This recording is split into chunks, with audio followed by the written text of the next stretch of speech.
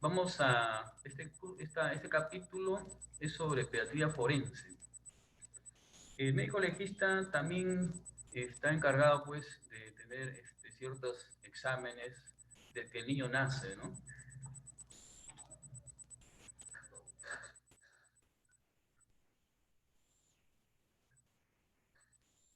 Entonces, pediatría forense abarca todos los exámenes que el médico legista tiene a realizar, sobre todo en lo que es maltrato infantil, en lo que es violencia familiar, tráfico de menores y el abandono del menor, ¿no?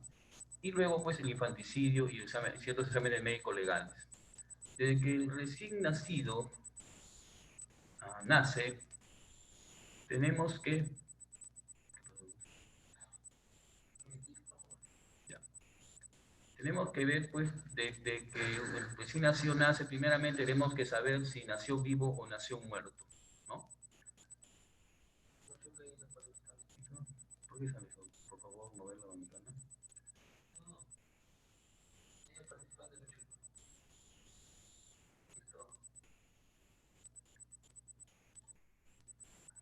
Están ingresando uno a uno, por eso estoy interrumpiendo. Bien, seguimos. Ahí está.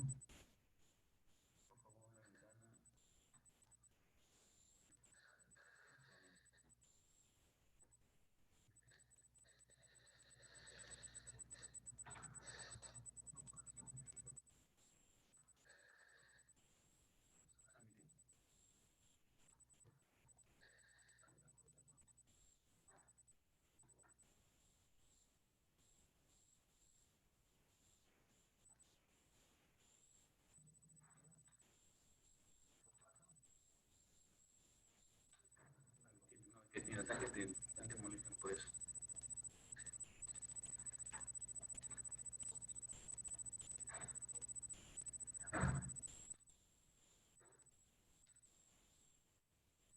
Bien, continuamos. Entonces, el médico legista interviene pues acá en que un niño, pues, ni bien nace, tenemos que ver si ha nacido vivo o nacido muerto. Entonces hay que hacer una serie de exámenes, ¿no? ¿Y eso por qué?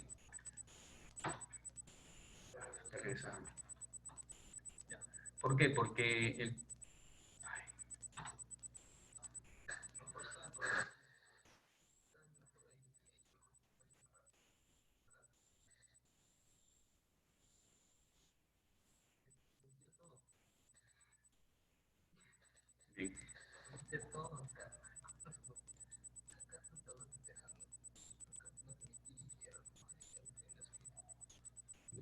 entonces, de acuerdo al Código Civil peruano, de acuerdo a la Constitución del Perú, al Código del Menor y el Adolescente, la vida comienza desde la concepción, ¿no?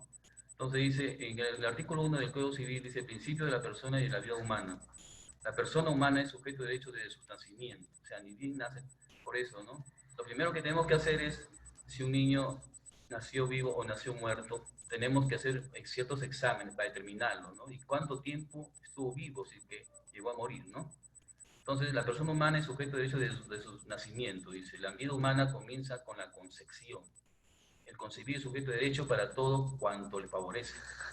La atribución de derechos patrimoniales está condicionada a que nazca vivo.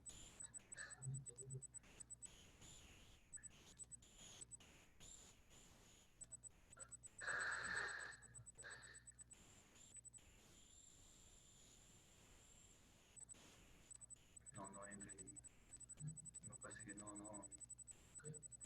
da para eso ya.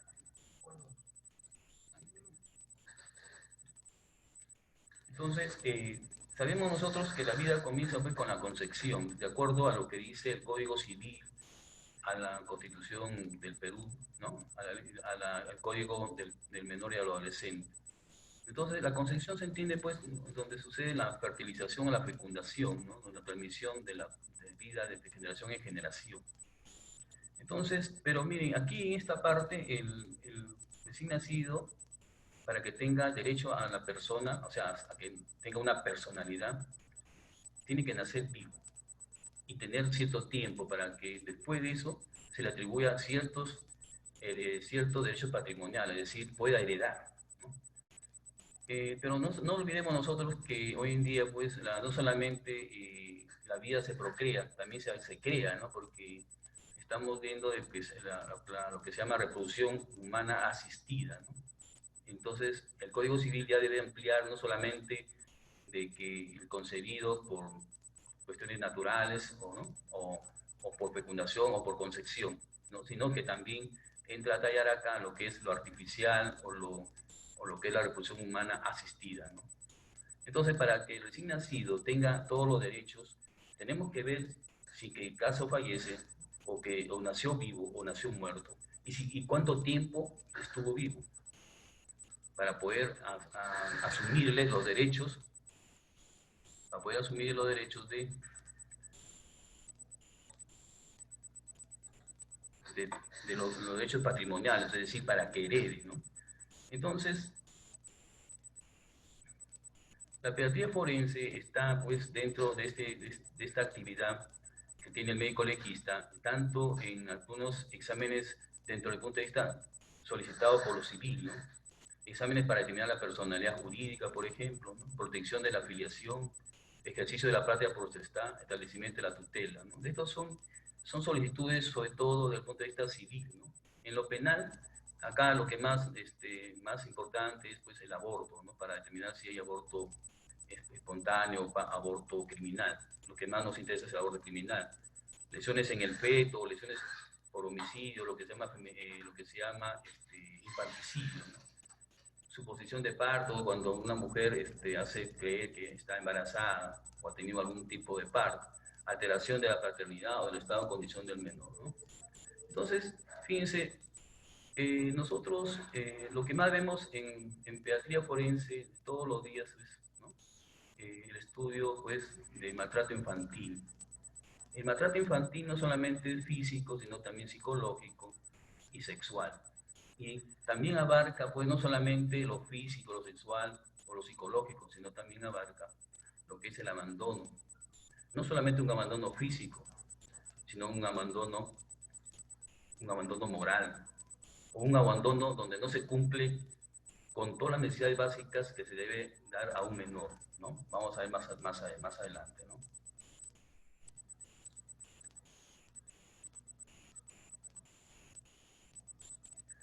Eh, ¿Qué cosa es el maltrato infantil? Dice, ¿no? El maltrato infantil o abuso infantil, como quieran llamarlo, no solamente abarca, como le decía, físico, sexual o emocional, sino todo lo que es algún acto omitivo que se omite, pero que no sea accidental, ¿no?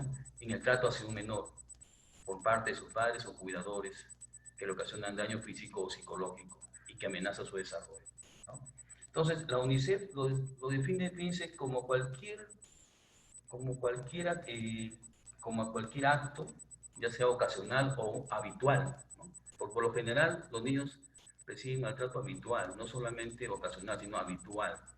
Entonces dice, viene a ser cualquier acto o sufrimiento que tienen los menores, ya sea ocasional o habitual, ya sea por violencia física, psicológica o sexual, y que, y que tenga que realizado por los padres o por su entorno familiar o personas que están protegiéndolas a esos niños, ¿no? Y que puedan ocasionar daño en los niños, no solamente un daño físico, sino un daño psicológico, ¿no? O daño sexual. Y no, y no solamente eso, ¿no? Sino que también abarca lo que es el abandono físico. No solamente el abandono físico, o sea, separar o abandonar a los hijos, sino también eh, el abandono por necesidades básicas que tiene el menor, ¿no? Fíjense, el maltrato infantil no está en relación pues, a una valoración social, no solamente pues, de que un menor tenga que, a veces algunos padres eh, maltratan o golpean o castigan a sus hijos con el fin pues, de mejorar o corregir alguna conducta, pues no, ellos creen que es un rol del padre, ¿no? A corregir estas cosas por el castigo físico o castigo psicológico, ¿no? O el rechazo que tienen a estos niños. Entonces ellos creen tener la razón porque es un rol del padre y que es lo que debe realizarse, ¿no? Por eso tiene una connotación social esto, ¿no? Hay criterios para definir el maltrato, dicen, ¿no? La acción o omisión depende en muchos casos de la edad del niño. O sea, claro, no es igual a un niño castigar a un niño, pues, en forma salvaje a un niño de 1 año, o en forma salvaje a un menor que tenga 10 años o 12 años. No es lo mismo, ¿no? Entonces, cualquier acto omitivo o de acción no es lo mismo, o sea, depende de la edad del niño, ¿no? O sea, el, el maltrato, el daño es más severo, pues, de acuerdo a la edad, ¿no? O también depende también de la situación psicofisiológica que tenga el menor, ¿no? O sea, ya es un niño que ya tiene eh, problemas de personalidad o de conducta, no es lo mismo, pues, a un menor que todavía no lo tiene, ¿no? Entonces, son diferentes, ¿no? Entonces, dice, no necesariamente todos los actos dejan inmediatamente secuelas, ¿no? Pero las secuelas pueden venir después. Entonces, estos criterios se utilizan, pues, para hacer una definición de lo que es un maltrato. Sabemos nosotros que más o menos 11 millones de niños y niñas y adolescentes se calcula que miles de ellos son maltratados dentro de sus familias o han sido víctimas de abusos sexuales, ¿no? Por lo general, muchas veces no se denuncian o no se denuncian estos tipos de abusos infantiles o de maltrato infantil, no son denunciados, ¿no?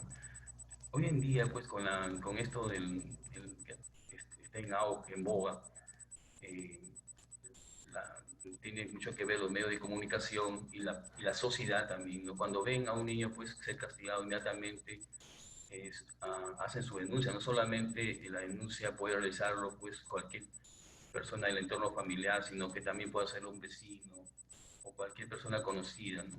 Inclusive el mismo niño ahora vemos que van a las comisarías, ¿no? Y denuncian a sus padres, ¿no? Yo hoy en día, pues estos últimos tiempos he visto pues que un niño denuncia a su padre, un niño de 8 años, de 10 años, es denunciado al padre y el padre viene detenido y el niño viene a pasar su examen físico, ¿no? Entonces es increíble ver cómo un padre viene esposado, ¿no? Producto de un maltrato que realizó a uno de sus menores hijos, ¿no? Generalmente el castigo es físico, ¿no? Por lo general, pero también hay castigo psicológico, ¿no? Entonces el castigo, como le decía, el castigo es cualquier acto ¿no? que realiza, ¿no? Los padres o cualquier persona que cuida a un niño con el fin de corregirlo, ¿no? De corregir o mejorar su conducta, ¿no? Dice acá, generalmente el castigo físico y psicológico que los padres y tutores imparten al niño o adolescente para educarlo o corregirlo, dice acá. No es considerado como violencia, sino como legítimo. Claro, los padres creen que es un rol, pero no van al asunto, cuál es el fondo, ¿no? El problema, cuál es el problema, ¿no? ¿Por qué esos niños realizan esos actos, ¿no? Que van contra la disciplina pues, de un hogar, ¿no? Según estimaciones, el 30% de los casos de maltrato han sido detectados en los centros de salud y hospitales. El 30%. O sea, recién cuando las lesiones son ya más severas y son hospitalizados, recién pues uno se da cuenta de lo, de lo grave que están esas personas que han castigado a este niño, ¿no? Entonces recién son denunciados.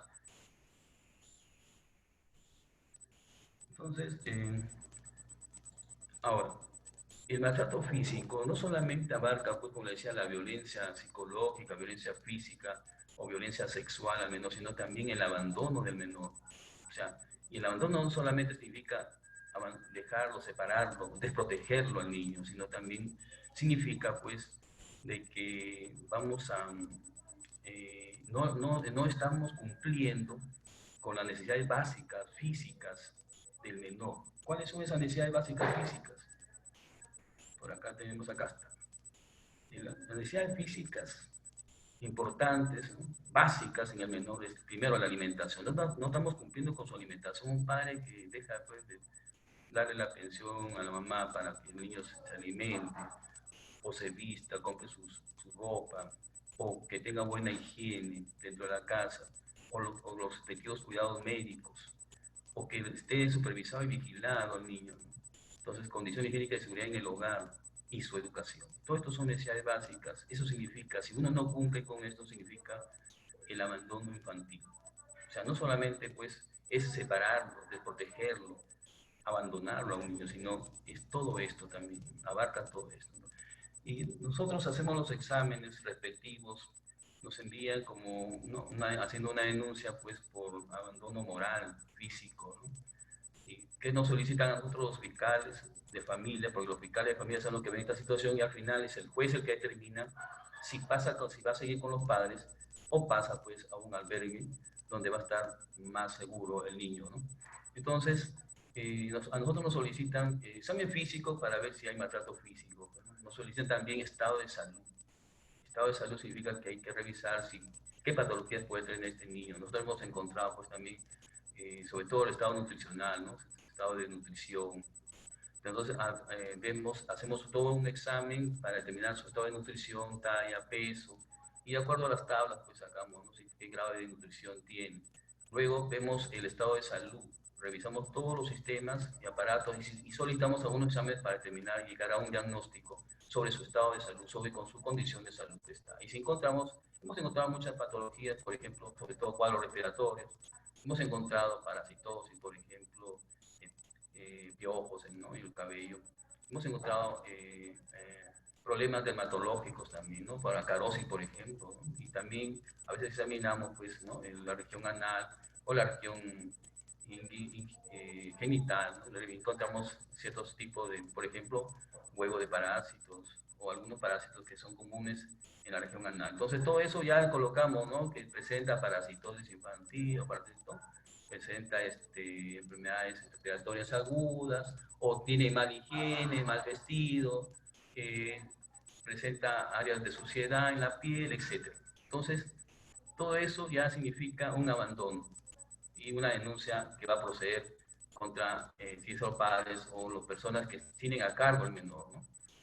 Entonces, acá dice que el abandono no solamente consiste en que uno de los progenitores se marche de la casa y deje a los hijos en situación de desamparo. No solamente eso, sino también que no cumpla con las necesidades básicas. Y también hay abandono emocional. Muchas veces uno puede estar con los hijos, pero para insultándolos, no los golpea, pero los insulta, los desprecia, los amenaza de abandono del hogar, los rechaza, porque muchas veces hay padres que han querido un niño y nace una niña.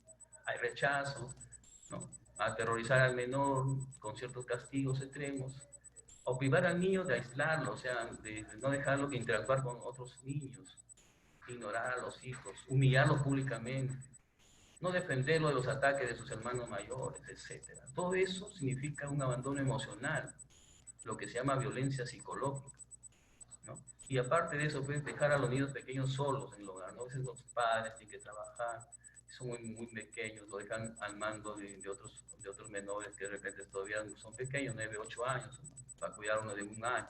Entonces, eso ya es parte, también forma parte, son criterios de abandono infantil. Y cuando sucede esto, pues aquí hay un artículo en el Código Penal donde es un delito, pues, un delito. Acá dice: el que expone a peligro de muerte o de grave e inminente daño a la salud, o abandona en iguales circunstancias a un menor de edad. Acá entra ya el menor de edad, o una persona incapaz de valerse por sí misma, etc. Entonces, este artículo del Código Penal, donde se considera un delito, si se cumple con todos esta parte de este delito, entonces tendría que ser sancionado. Dice: no menor de 1 ni mayor de 4 años, pena privativa de libertad.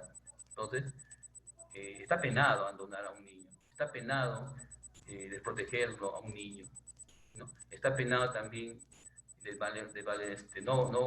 proteger a una persona incapaz, no solamente a los niños, sino a las personas incapaces. Entonces, este capítulo, este artículo 125 del Código Penal peruano, está también, pues, lo que es una sanción o es un delito, pues, abandonar a un niño, ¿no? Entonces, dice, ahora viene lo que es el tráfico de menores. También es un delito, pues, el tráfico de menores. El tráfico de menores es lo que se llama trata de personas, está dentro de eso, ¿no? Dentro del trata de personas. Dice: el que promueve, favorece, financia o facilita la entrada o salida ilegal del país de otra persona con el fin de obtener directa o indirectamente lucro o cualquier otro beneficio para sí o para un tercero, será reprimido con pena privativa de libertad no menor de 4 ni mayor de 6 años. O sea, el trata de personas es un delito. O sea, el lucrarse con favorecer, de, de facilitar la entrada o salida de un país a otro de alguna persona, no solamente personas, sino los menores de edad. Y si es menor de edad, el delito se va a agravar, ¿no? Y por lo tanto va a ser mayor la sanción. Entonces, el delito de tráfico de menores es un agravante si es menor, ¿no es cierto? Es menor. Personas por los principales objetivos de que se persigue con tráfico. ¿Cuál es el objetivo de la explotación, del tráfico de menores? ¿Cuál es el objetivo? El objetivo es pues la explotación sexual, laboral, ¿no? Y también criminal, ¿no? Porque ¿para qué necesitan los menores? Primero, para la prostitución infantil, ¿no? O de repente para abusar sexualmente. Laboral, para el servicio doméstico, para ponerlos de esclavos, o llevarlos a los campos a trabajar a la agricultura, al centro minero, a las fábricas. ¿Y criminal por qué? Criminal porque pueden utilizar a los menores para cometer actos delictivos como robos, ¿no? O de repente extorsionar a la gente, o matar, ¿no? Homicidios, ¿no? La mendicidad también lo llaman para que mendigan. Entonces, el tráfico de menores tiene un objetivo. Ciertas mafias se dedican a eso, ¿no? Las mafias para poder financiarse. Entonces, el tráfico de niños es una forma de trata de personas, ¿no? Antes llamaba trata de blancos, también le dicen, ¿no? Es una práctica de secuestro, ¿no? Que secuestran a los niños, lo desaparecen y lo ocultan la identidad. Muchas veces mediante partos clandestinos, ¿no? Muchas veces secuestran a la mamá, realizan el parto, ¿no? y hacen una adopción ilegal, ¿no? Y esos niños son a veces transportados a otros países, ¿no? Con otros fines, como le vuelvo a decir, ¿no? ¿Qué prácticas hay mafias para su financiación? De esa manera los mafias adquieren cierto dinero, cierto lucro, ¿no? Lo mismo que también se ha visto en algunos regímenes dictatoriales políticas, ¿no? Particularmente para formas de represalia contra mujeres o familias que no son fieles al régimen. Entonces, esto se ha visto más frecuente. Lo más frecuente que se ve son las mafias, ¿no? No solamente el menor, pues también se ha visto casos donde también se ha utilizado para sacar órganos, extraer órganos. Entonces, eso también, ¿no? Pero en menos proporción se ve, ¿no? Entonces, el tráfico de niños está incluyendo la adopción ilegal, explotación infantil, tanto laboral como le decía, y sexual, ¿no? Para prostitución, corrupción de menores, pornografía infantil, actividades criminales, mendicidad y también el uso militar, en el caso del terrorismo. Utilizan a los niños para instruirlos en lo que es las guerras o todo lo que es armamento de guerra, ¿no? Para poder llevar a cabo o lo que es el terrorismo, ¿no? Entonces, en nuestro Código Penal tipifica el delito de trata de personas en el artículo 182, dice, ¿no? Donde se encuentran los delitos contra la libertad, o sea, el secuestro, y el capítulo 10, que es el proxenetismo, ¿no? Y el proxenetismo es, pues, favorecer la prostitución, ¿no? Con el fin del lucro. Desde por su ubicación en nuestro texto sustantivo podemos inferir que el delito se trata de personas se limita solo a los delitos sexuales, lo cual no se ajusta con el prescrito por la Convención de Palermo. La Convención de Palermo no solo habla de delito sexual, sino también los niños son utilizados para la explotación laboral, servidumbre o esclavitud o extracción de órganos. Entonces, las modalidades de trata de personas que se presentan en nuestro país son diversas, que van desde las promesas de trabajo, estudios, intercambio cultural, hasta el modelaje o cibernovios. Eso es lo que se ve más aquí en el Perú, ¿no? O sea, lo que sea, el trata de personas más se ve, pues, haciéndoles creer que le van a encontrar un trabajo en la capital de repente, un buen trabajo para que ganen mejor. Y entonces son promesas de trabajo, promesas de estudio, ¿no? Lo mismo, promesa de estudios para hacer lo que van a estudiar o van a tener una carrera, o intercambio cultural, modelaje, etcétera, o cibernovios, creyendo que va a encontrar un novio o una novia, ¿no? ¿Qué países más frecuente? Italia, Inglaterra, Japón, Francia, Estados Unidos, etcétera. Siendo los países de tránsito, Ecuador, Venezuela y otros. Y la violencia familiar también forma parte, pues aquí el niño sufre violencia familiar por parte, ¿no? De los padres. Eh, violencia familiar es todo acto violento que sucede en el entorno familiar, ¿no? Ya sea por los padres o por algunos familiares que viven dentro de ellos, ¿no? Inclusive, pues, ahí se ven casos, pues, y los niños, sobre todo acá, son más testigos de la pelea de los riñas de los padres, ¿no? Entonces ellos sufren, sufren la violencia que tienen los padres, ¿no? Y también, pues, muchas veces el padre va contra los niños, ¿no?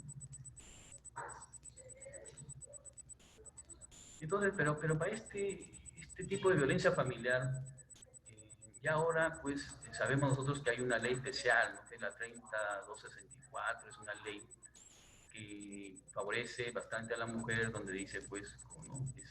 Es la ley de la erradicación, ¿no? De la violencia contra la mujer y su entorno familiar, dice, ¿no? Entonces, ahí hay bastante protección para la mujer, puesto que sabemos que pues, la incidencia o la prevalencia de violencia contra la mujer es bastante alta en el Perú, ¿no? Bastante alta, no solamente en el Perú, también en otros países del mundo. Entonces, acá el niño más que todo son testigos. No sabemos no solamente pues la mayor parte de niños que ven estos sufrimientos sufren o tienen daño también, un daño psicológico que a la posteriori va a afrontar contra su desarrollo, ¿no? Creando pues, imagínense, depresión en los niños, ansiedad, síntomas de trauma y problemas de temperamento.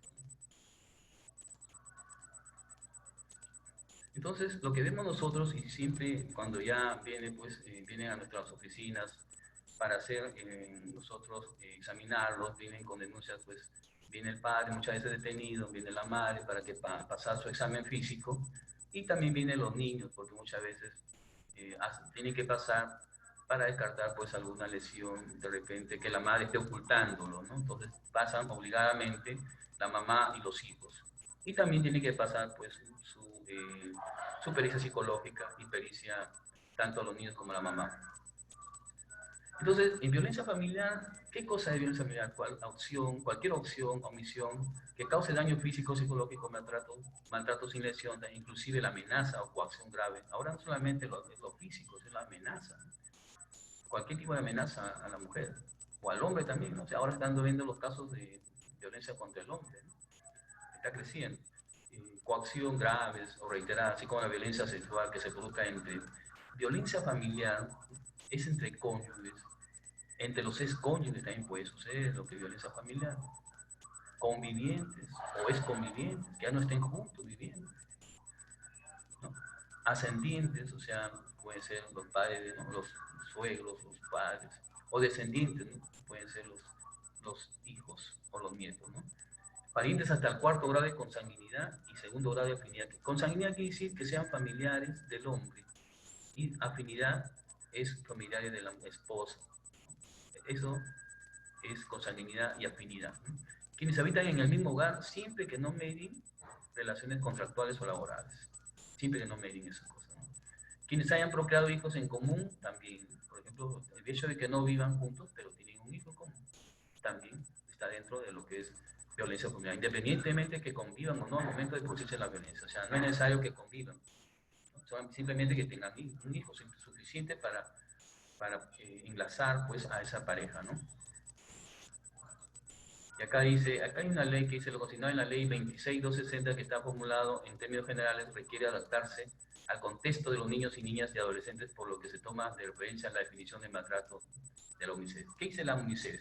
Se entiende a los menores víctimas de maltrato y el abandono como aquel segmento de la población conformado por niños, niñas, adolescentes hasta los 18 años, que sufren ocasional o habitualmente, no son solamente una vez, habitualmente, quiere decir que sufre varias veces. La mayoría de casos de maltrato infantil son habituales, ¿no? Ya viene que habitualmente, ocasionalmente no, sino reiteradamente sufren castigo, ¿no? Ya sea físico, inclusive sexual, ¿no? O psicológico, sea en el grupo familiar o en las instituciones sociales, ¿ya? O sea, quiere decir no solamente en la familia, sino en algunas instituciones sociales que estén albergados de repente, ¿no? O en algunos colegios. Pueden ser ejecutados por omisión, supresión o transgresión de los derechos individuales y colectivos. Puede existir el abandono completo o parcial. O sea, como le decía, no solamente se trata pues de la violencia directamente, sino también del abandono, que puede ser completo o parcial. ¿De acuerdo? O sea, o simplemente vive con él, pero no le da de comer, lo tiene abandonado, no le da ropa, no hay educación. Ese es un abandono infantil. Por lo tanto, te está agrediendo algunos derechos que debe tener el niño y por lo tanto es un delito. Entonces, los niños vienen a nosotros para realizarles el examen físico por violencia física. El médico legista se encarga pues de la violencia física, violencia psicológica lo hará el psicólogo. Lo mismo, si hay violencia sexual, también el médico legista se encarga de determinar si hay algún grado de violencia sexual, ¿no? Como ya hemos revisado la semana pasada, violencia sexual no solamente significa penetración de los órganos genitales, sino también tocamientos indebidos, ¿no? Besos, o maniobras que tienen interés sexual. Entonces, dice, comprende todas aquellas agresiones que recibe el niño o niña o adolescente por parte de cualquier familia o llegados. Entonces, miren, la violencia física en el niño, nosotros vamos a revisar el tipo de lesiones, ¿no? De forma general. O sea, nosotros nos piden integridad física para determinar si hay lesiones, no solamente recientes, sino hay que revisar si hay antiguas. ¿Por qué? Porque, como le decía, el niño cuando viene no es porque es la primera vez que lo golpeaba el papá, sino ya es porque ha sido reiteradamente. Y la piel de un niño, pues, es el testigo de todas esas agresiones físicas que ha recibido, pues, ¿no? Y por lo tanto tenemos que revisar desde todo el cuero cabelludo hasta la punta de los pies, ¿no? Revisar, por ejemplo, a ver, los jalones de cabello pueden ser con arrancamiento de cabello, ¿no? A ver, tenemos que ver alopecias, ¿no? Revisar eso. Hay signos de alopecia por ahí que nos relacione con lo que es el niño que siempre le jala los cabellos. O también, pues, lo que más vemos son los equimosis, los moretones, ¿no? Pues vemos los hematomas en los ojos, como en este caso, ¿no? Los jalones de las orejas, ¿no? Cuando es reciente, pues viene con las orejas bien rojas. Encontramos muchas veces escoriaciones de las uñas, ¿no? Que he jalado. O el caso de la mamá que emplea mal las uñas en la cara, rasguños en el cuello, ¿no? O cierto tipo de compresión del cuello muchas veces, ¿no? Por lo que eh, eh, eh, muchas agresiones por parte de los padres a veces, ¿no? La piel entonces viene a ser el testigo de todo. No solamente nosotros encontramos pues lesiones en la piel de tipo equimóticos o contusiones, ¿no? También encontramos muchas veces quemaduras que son realizadas por ciertos objetos calientes, muchas veces cuchara, yo he visto, ¿no? En casos que un niño fue quemado con una cuchara y quedó marcado toda la cuchara, o muchas veces les avientan agua caliente cuando están en la cocina. Entonces hay quemaduras, hay también inclusive cuando ya la agresión es muy brusca, muy marcada, en el caso de padres muy violentos, muy castradores, he visto que son empujados, maltratados, golpeados contra objetos o contra la pared, ¿no? Y ya sufren fracturas, hemos visto fracturas a nivel del tórax, semitórax, del costado, ¿no? Ruptura de costillas.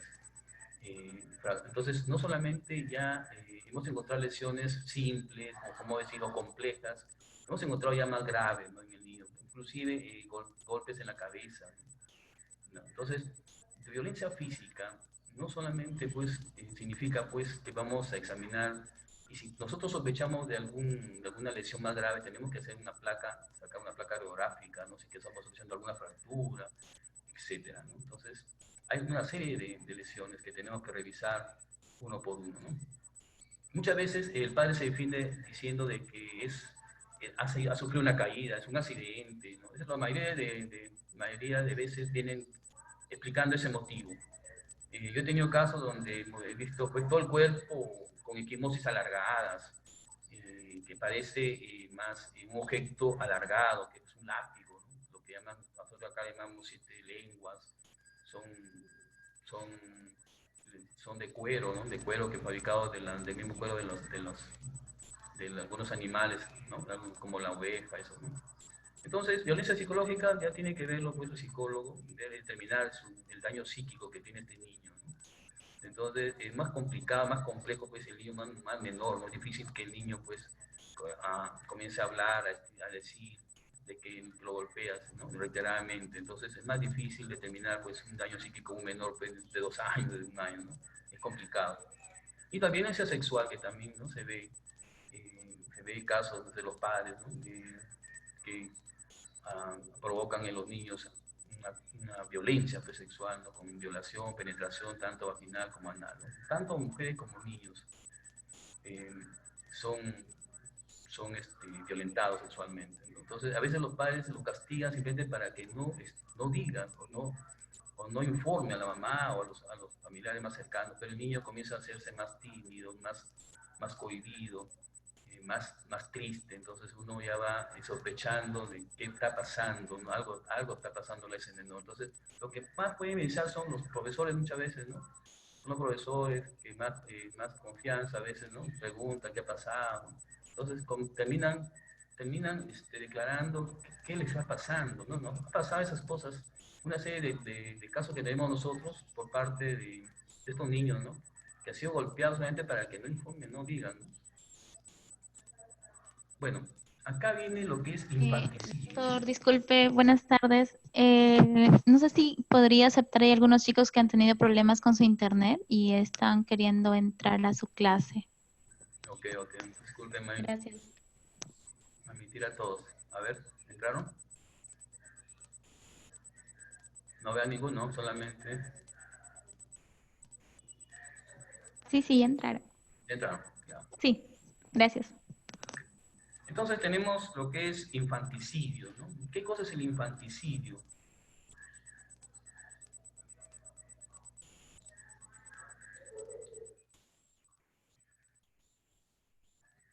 Dice, la madre que mata a su hijo durante el parto o bajo la influencia del estado porperal será reprimida con pena privativa de libertad no menor de 1 ni mayor de 4 años, o con prestación de servicio comunitario. Fíjese, a pesar de que este es un homicidio, que la pena sea pues de 1 ni mayor de 4 años es muy bajísima, sino lo que pasa es que acá la madre tiene ciertas sanciones menor. ¿Por qué? Porque hay que determinar si había una influencia del estado porperal, ¿no? O sea, recordemos nosotros que el estado corporal puede invitar a la mamá, traer trastornos mentales, ahí puede haber un delirio, etcétera, ¿no? Entonces hay una situación mental por las cuestiones hormonales, ¿no? Entonces puede que dé muerte a su niño por esta situación. Entonces por eso, si se determina eso, pues la pena es mínima, ¿no? Menos de 4 años, inclusive no va a la cárcel, porque sabemos nosotros que cuando la sanción es menos de 4 años no van a la cárcel por lo general, ¿no? Salvo ya el juez que lo determine por otras situaciones, ¿no? Entonces, para el infanticidio nosotros tenemos que determinar, ¿no? El niño murió, el niño recién nació, murió o nació muerto. Tenemos que nosotros ver primeramente, antes de decir, pues, oye, este niño se murió, ¿no? O lo mató la mamá o no lo mató la mamá. Entonces, ese es el dilema. Pero para eso nosotros tenemos que primeramente hacer un diagnóstico, hacer un descarte de si no han muerto intraútero, ¿no? ¿No? Porque muchas veces decimos, mira, sí nació, pero la mamá lo mató, ¿no? Lo asfixió de repente, ¿no? Con las almohadas, porque cuando uno asfixia con almohadas hay poco signo, ¿no? O lo golpeó, lo que más se ven son los asfixias, ¿no? Entonces, primero lo que tenemos que descartar si no ha habido una muerte intraútero, ¿no? O una muerte fetal. Eso tenemos que descartarlo, ¿no? Primeramente, si nació muerto. Para eso tenemos que pues hacer un estudio pues primeramente de lo que se llama pues asfixia perinatal, ¿no es cierto? Entonces, ¿qué ha ocurrido dentro del, del feto? ¿Qué ha ocurrido dentro del útero de la mamá? Si nació vivo o nació muerto.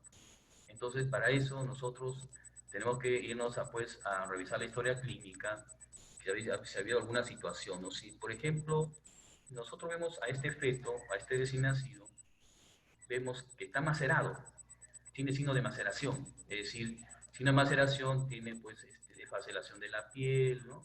O ampollas en la piel, o de repente hay el aplanamiento del cráneo porque los huesos ya se están separando, o hay una relajación de todos los músculos de este feto. Entonces, son signos de maceración.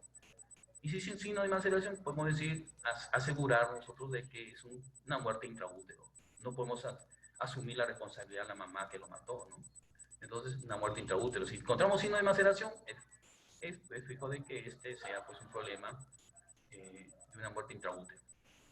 Por otro lado, también tenemos que tener en cuenta de que muchos niños tienen circular de cordón, ¿no? Doble circular de cordón muchas veces. Estos niños no terminan por lo general su embarazo, ¿no? Llegan a terminar antes. Si llegan a terminar hay una hemorragia tremenda porque hay desprendimiento de placenta, todo eso. Entonces para eso tenemos que estudiar pues, la placenta también, ¿no? Si la tenemos la placenta, ¿no? tenemos que hacer un estudio histopatológico para ver si es una placenta que presenta esclerosis, ¿no? Donde tenía insuficiencia placentaria. Entonces, con eso ya podemos nosotros ir descartando si la muerte no ha sido intraútero. O puede haber tenido una asfixia intraparto, ¿no? Porque se puede haber aspirado, porque está sufriendo el niño ya, y al salir por el canal de parto, comienza a aspirarse, a tomar por ejemplo, unto sebáceo, ¿no? Vermis gaseoso, que se llama, ¿no? O líquido amniótico, se aspira porque el niño cuando está sufriendo comienza a sofocarse, a hacer ciertos movimientos respiratorios, ¿no? Eso es lo que se llama jadeo, ¿no? Comienza a respirar y eso hace que trague o aspire ciertos materiales y termine muriendo en el pleno canal de parto. Entonces, por lo tanto, primeramente, antes de nosotros decir que hay un infanticidio, tenemos que solicitar, primero tenemos que determinar si no ha habido una muerte intraútero. Y si había una muerte intraútero, tenemos que ver cuál es la causa de la muerte. Para eso tenemos que necrosar al fetito, al recién nacido, ¿no? Hacer una necropsia completa para descartar también, pues, si no ha sido un aborto. Bueno, de repente ha sido un aborto, no sabemos, ¿no? Y si un aborto, lo que más nos interesa es el aborto criminal. Al médico legista le interesa más el aborto criminal porque está penado por la ley. Recuerden que decía al principio que el origen del derecho dice que la vida comienza con la concepción. Ni bien se fertiliza, ni bien se fecunda, el óvulo comienza la vida. Por lo tanto, el derecho lo protege, protege la vida. Entonces, cualquier aborto en cualquier etapa de la gestación, ¿no? Cualquier intrusión del embarazo en cualquier etapa de la gestación, se considera aborto dentro del punto de vista médico-legal, ¿no? No es como el aborto clínico. El aborto clínico significa menos de 20 semanas, incluso antes de las 20 semanas, con un peso de menos de 500 gramos, algo así, ¿no? Entonces nosotros, para el médico legista, para la medicina legal, aborto es desde que comienza la vida hasta que termina, hasta que nace el niño. O sea, antes de que nazca, disculpen, ¿no? Si se interrumpe el embarazo hasta terminar la gestación, es aborto. Y si es criminal, es penado, ¿no? Porque está en contra de la ley. El único aborto terapéutico es el que está, pues, aceptado por la ley, porque es en el bien de la vida de la mamá, ¿no? Para eso. Y tiene que haber un consentimiento informado. Entonces, ya habiendo descartado nosotros que no ha habido una muerte intraútero, entonces ya recién pasamos a ver si nació vivo o nació muerto. Para eso tenemos que hacer el diagnóstico médico legal. Primero, si el producto es viable. ¿Qué quiere decir si es viable el producto? O sea, si no es prematuro, muy prematuro, precoz, eso no son viables, ¿no? Tienen menos de 20 semanas, no son viables, ¿no? Viabilidad quiere decir que sea capaz, este producto sea capaz de vivir fuera del útero. Eso se llama viabilidad del producto. Y para eso, pues, tenemos que de repente, ¿no?, hacer ciertos estudios, o no solamente si es que esté a término, si es a término, lógico, tiene gran capacidad para sobrevivir, pero puede que tenga esa capacidad de sobrevivir, pero de repente tiene una malformación congénita que no le permite estar fuera del útero. Esa es otra cosa, ¿no? Entonces son varias casos que tenemos que revisar nosotros, ¿no? De habilidad del producto en primer lugar.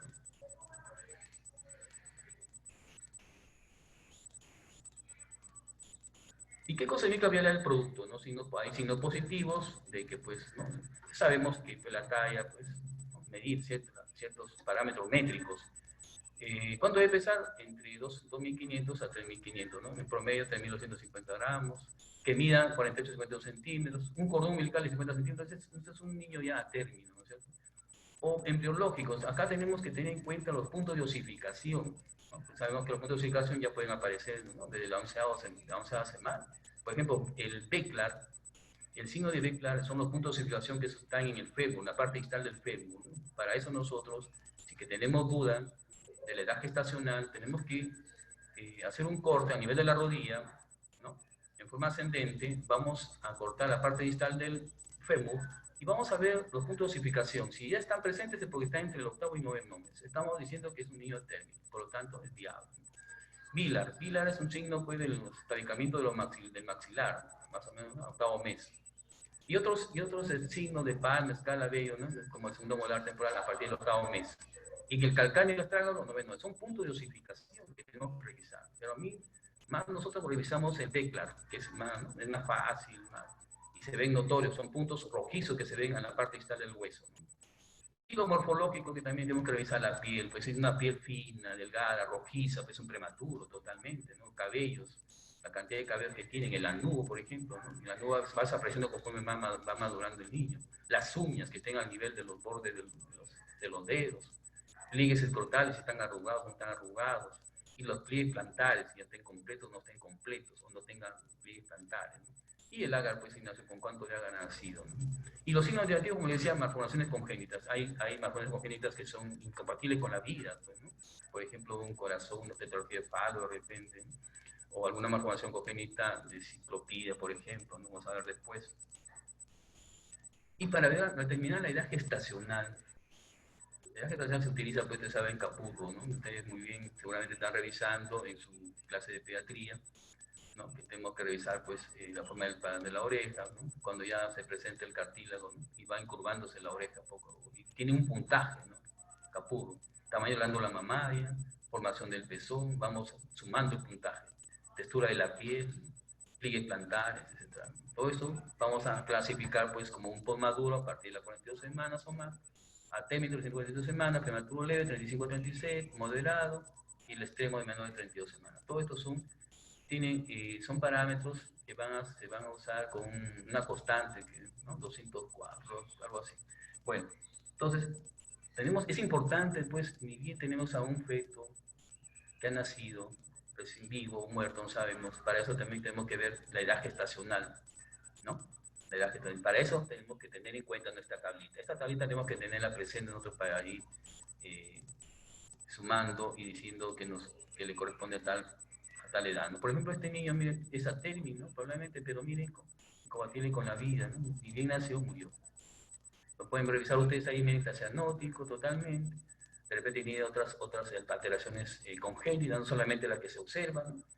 Tiene otras alteraciones congénitas. Podemos ver acá nosotros que el cordón umbilical está fresco, terso, ¿no? Miren, de color verdoso, ¿no? Conserva todavía su frescura, ¿no? Entonces, este es muerto inmediatamente, ¿no? Porque aquí no hay evolución del cordón umbilical. Entonces, uno se da cuenta y bien, revisa, pues, hace el examen correspondiente a este niño, ¿no? A esta resignación. El verde casioso tampoco ha sido lavado, miren. Pueden ver ustedes, ¿no?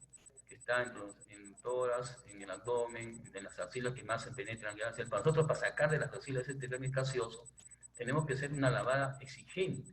Por lo tanto, este niño no se ha atendido, o sea, no recibió la higiene respectiva, ha muerto inmediatamente, ¿no? Entonces, signos de vida extraordinaria. Entonces, una vez que ya vemos que es viable, ¿no? El niño, tenemos que ver si nació vivo o nació muerto. Para eso tenemos las dosimacias. ¿Y por qué es importante determinar si nació vivo o nació muerto? Porque para saber las cuestiones del derecho, si le corresponde o no le corresponde heredar, pues, heredar su patrimonio que le correspondía, pues, ¿no? Para eso tenemos dosimacias respiratorias y dosimacias no respiratorias. ¿Qué cosas son las dosimacias respiratorias? La dosimacia es todo dosimacia quiere decir prueba, ensayar. Tenemos que ver si respiró o no respiró. Pero también hay dosimacias no respiratorias que pueden determinar si ha vivido o no ha vivido. Vamos a ver.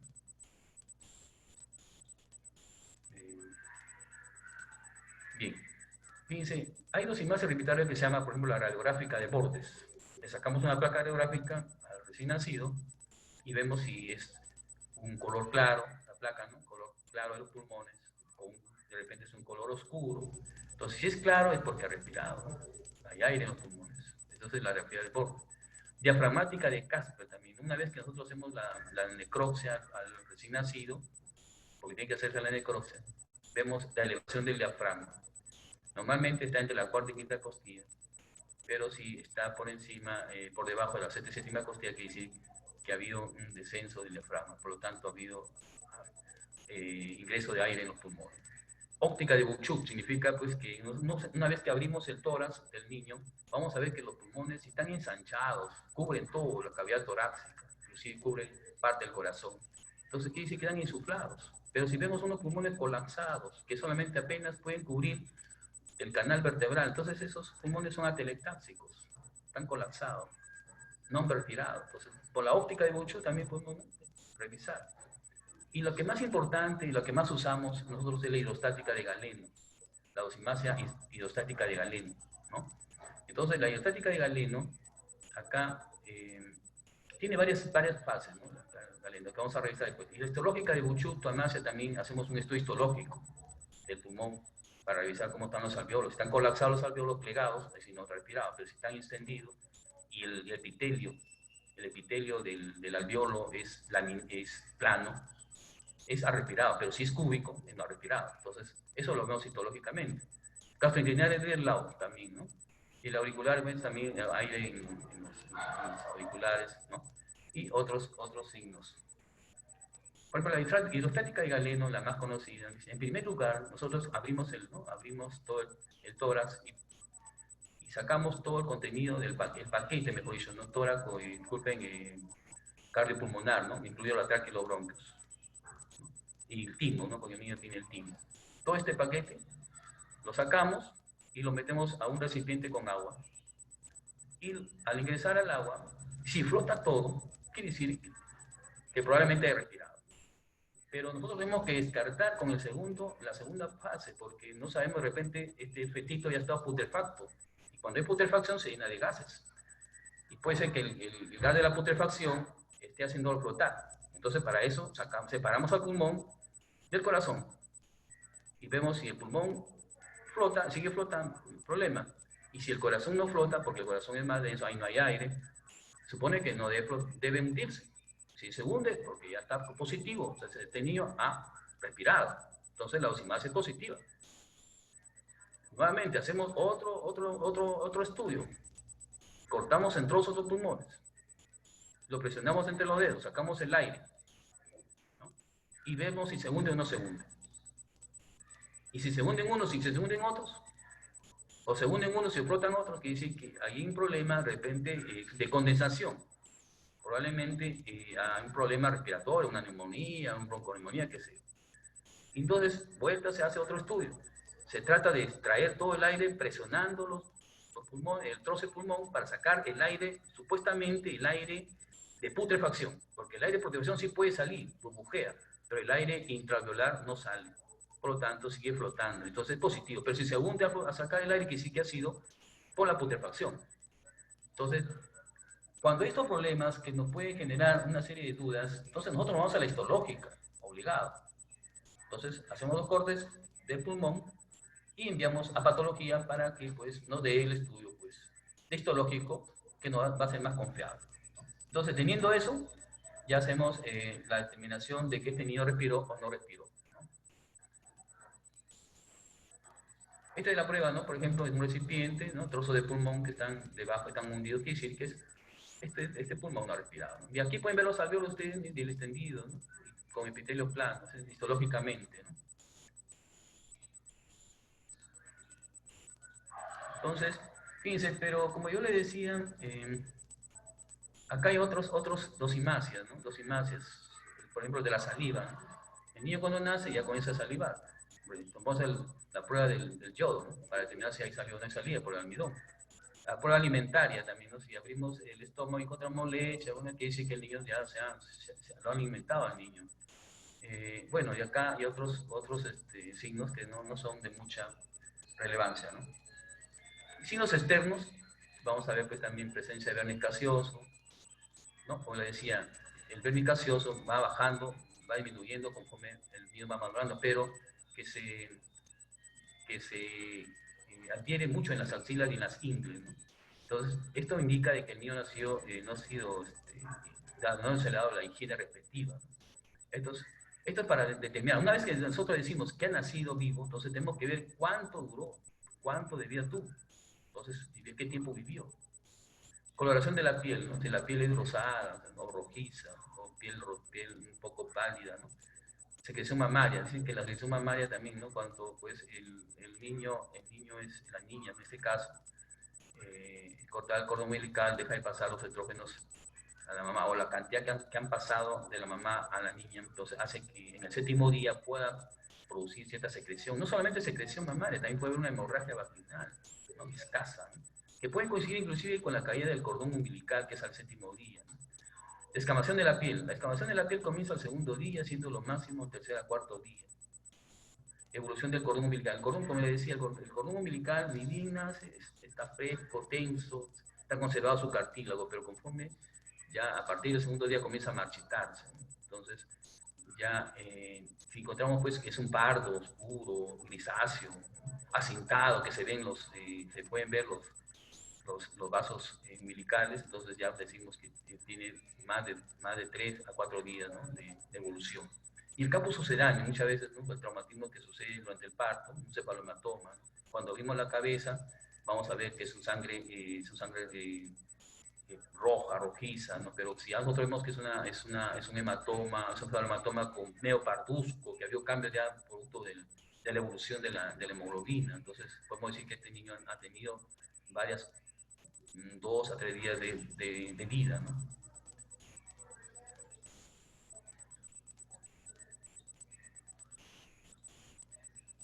Entonces también tenemos que ver nosotros que el feto pues también comienza pues el agujero cigotal, ¿no? También, ¿no? Comienza, una vez que es cortado el cordón umbilical, comienza a cerrar todos lo de la circulación, ¿no?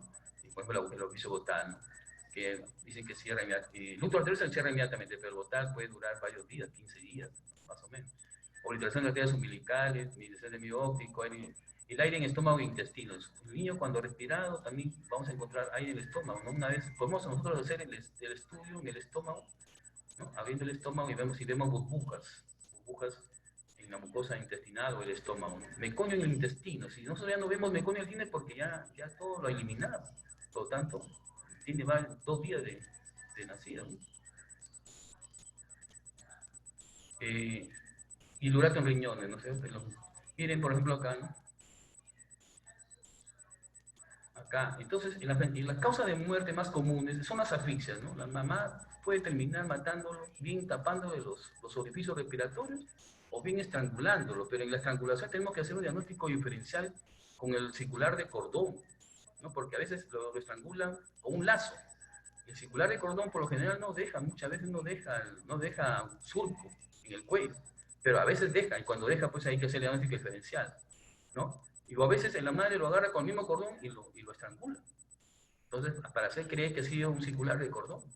Entonces, tenemos que hacer diagnóstico diferencial. Pues, como él le decía, si es circular de cordón, vamos a meter un circular de cordón, hay que revisar la placenta, ¿no? Hay que tratar de encontrar la placenta para hacer el estudio de la placenta y descartar si ha sido circular de cordón. Como ustedes saben, por lo general el cordón es corto, el cordón umbilical corto en esos casos, ¿no?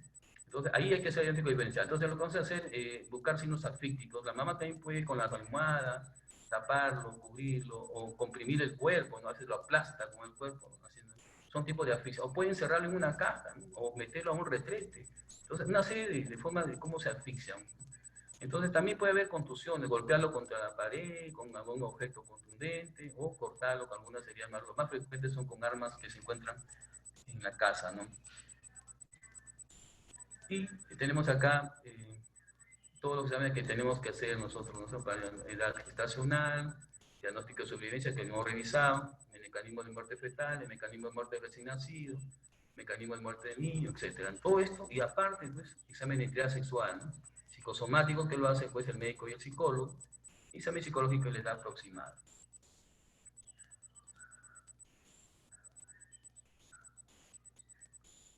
Bueno, examen de acá en físico, pues al niño, ¿no es cierto? Ver lesiones, ¿no? Como él le decía, la identidad sexual también en el niño. Y el examen psicosomático lo hace el psicólogo conjuntamente con nosotros, con el médico, ¿no? Que es importante para determinar ciertos perfiles que tiene el niño, ¿no? Eh, entonces, también hay un examen que nos solicitan a nosotros lo que se llama la edad aproximada. La edad aproximada, a veces hay, sobre todo los adolescentes, ¿no? Tienen 17, 18, 19, 20 años, o un muchacho de 20 años que está delinquiendo se hace pasar que tiene 17 años, pero no está ni registrado ni no tiene documentos, entonces nos piden a nosotros que hagamos la edad aproximada. Para eso, ¿qué utilizamos? El examen clínico, primeramente, a base de la escala de Tanner, ¿no? Escala de Tanner, para ver su signo de maduración sexual. Y no solamente eso, también tenemos que determinar, pues, por un examen radiográfico de la mano izquierda para determinar la edad ósea, ¿no? La edad ósea y la edad odontológica, que lo hace ya, pues, el odontólogo, ¿no? Como ustedes pueden ver, tenemos una radiografía de carpo izquierdo, ¿no? Para poder determinar su punto de osificación, hasta dónde llega su madre.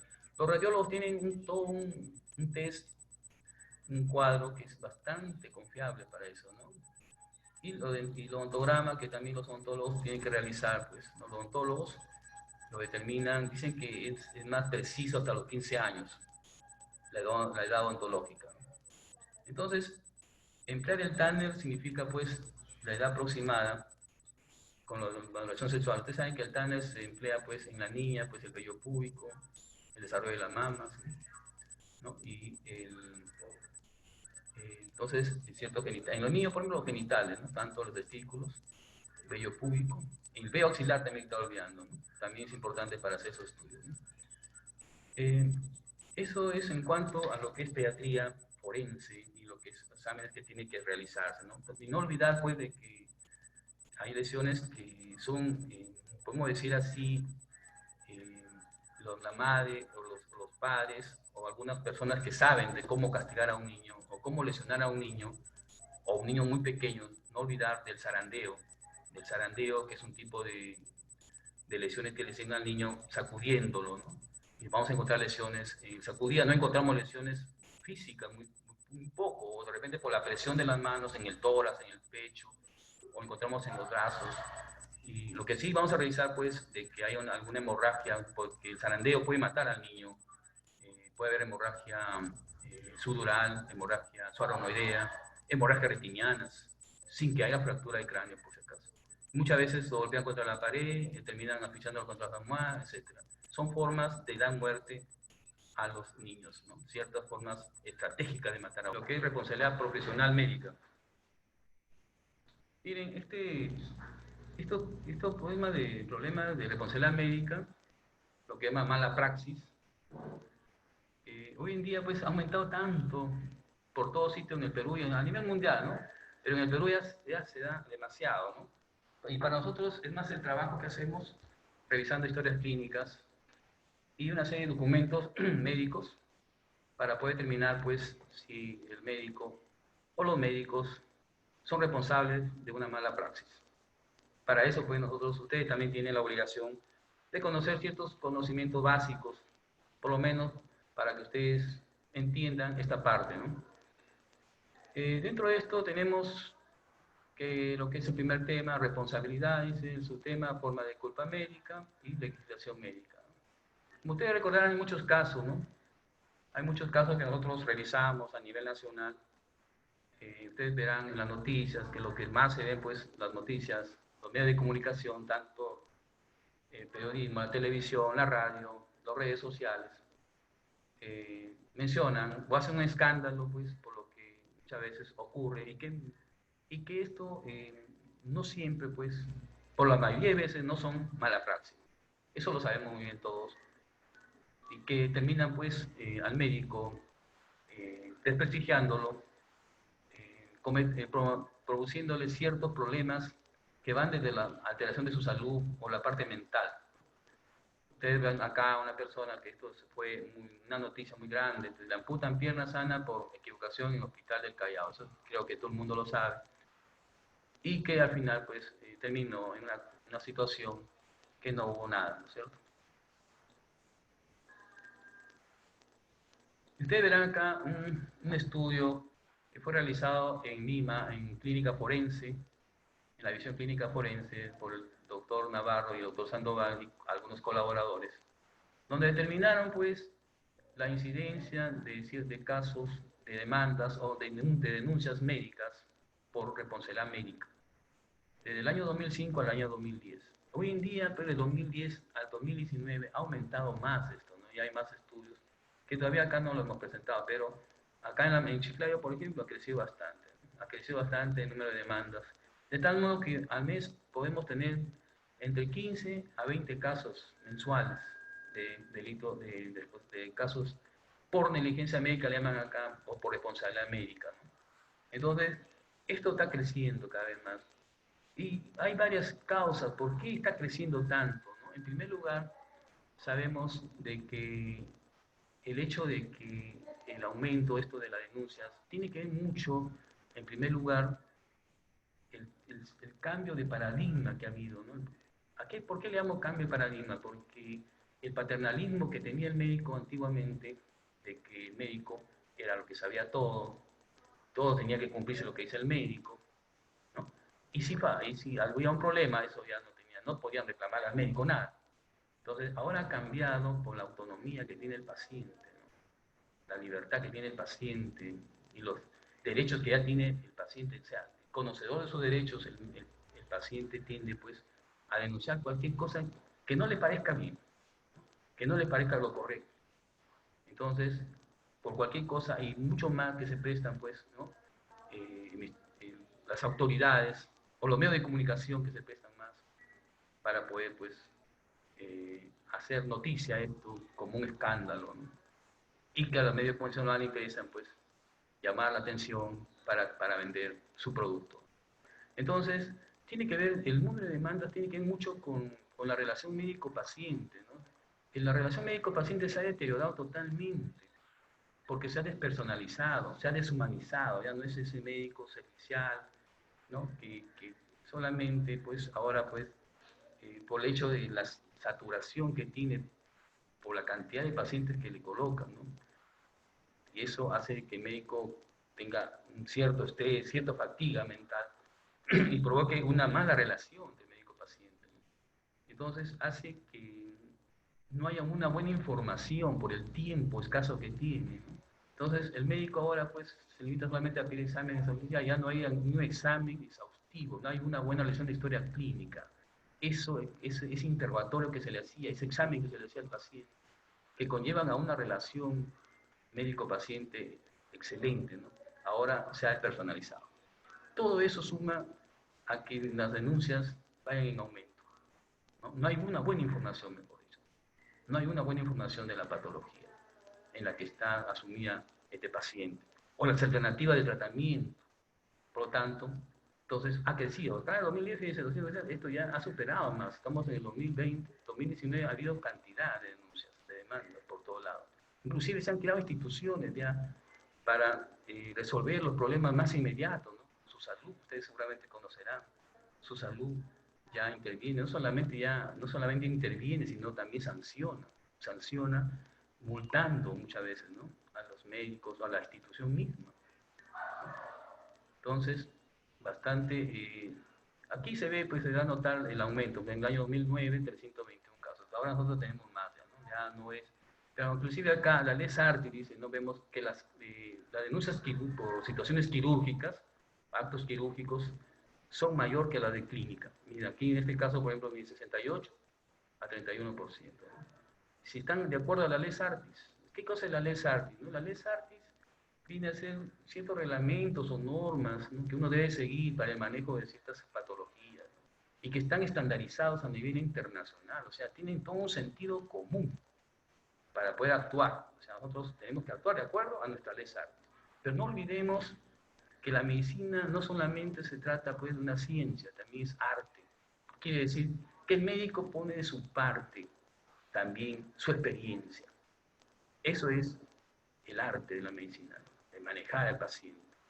Entonces, tenemos que también nosotros, en el momento que hagamos nuestra conclusión o determinemos si hay o no hay mala praxis, tenemos que considerar el criterio del médico, de su experiencia de médico, porque él también va a hacer todas esas situaciones, va a plantear él en un juicio, ¿no? Entonces, tenemos que plantear eso. Nosotros sabemos que la medicina es arte y ciencia, no olvidemos esa parte.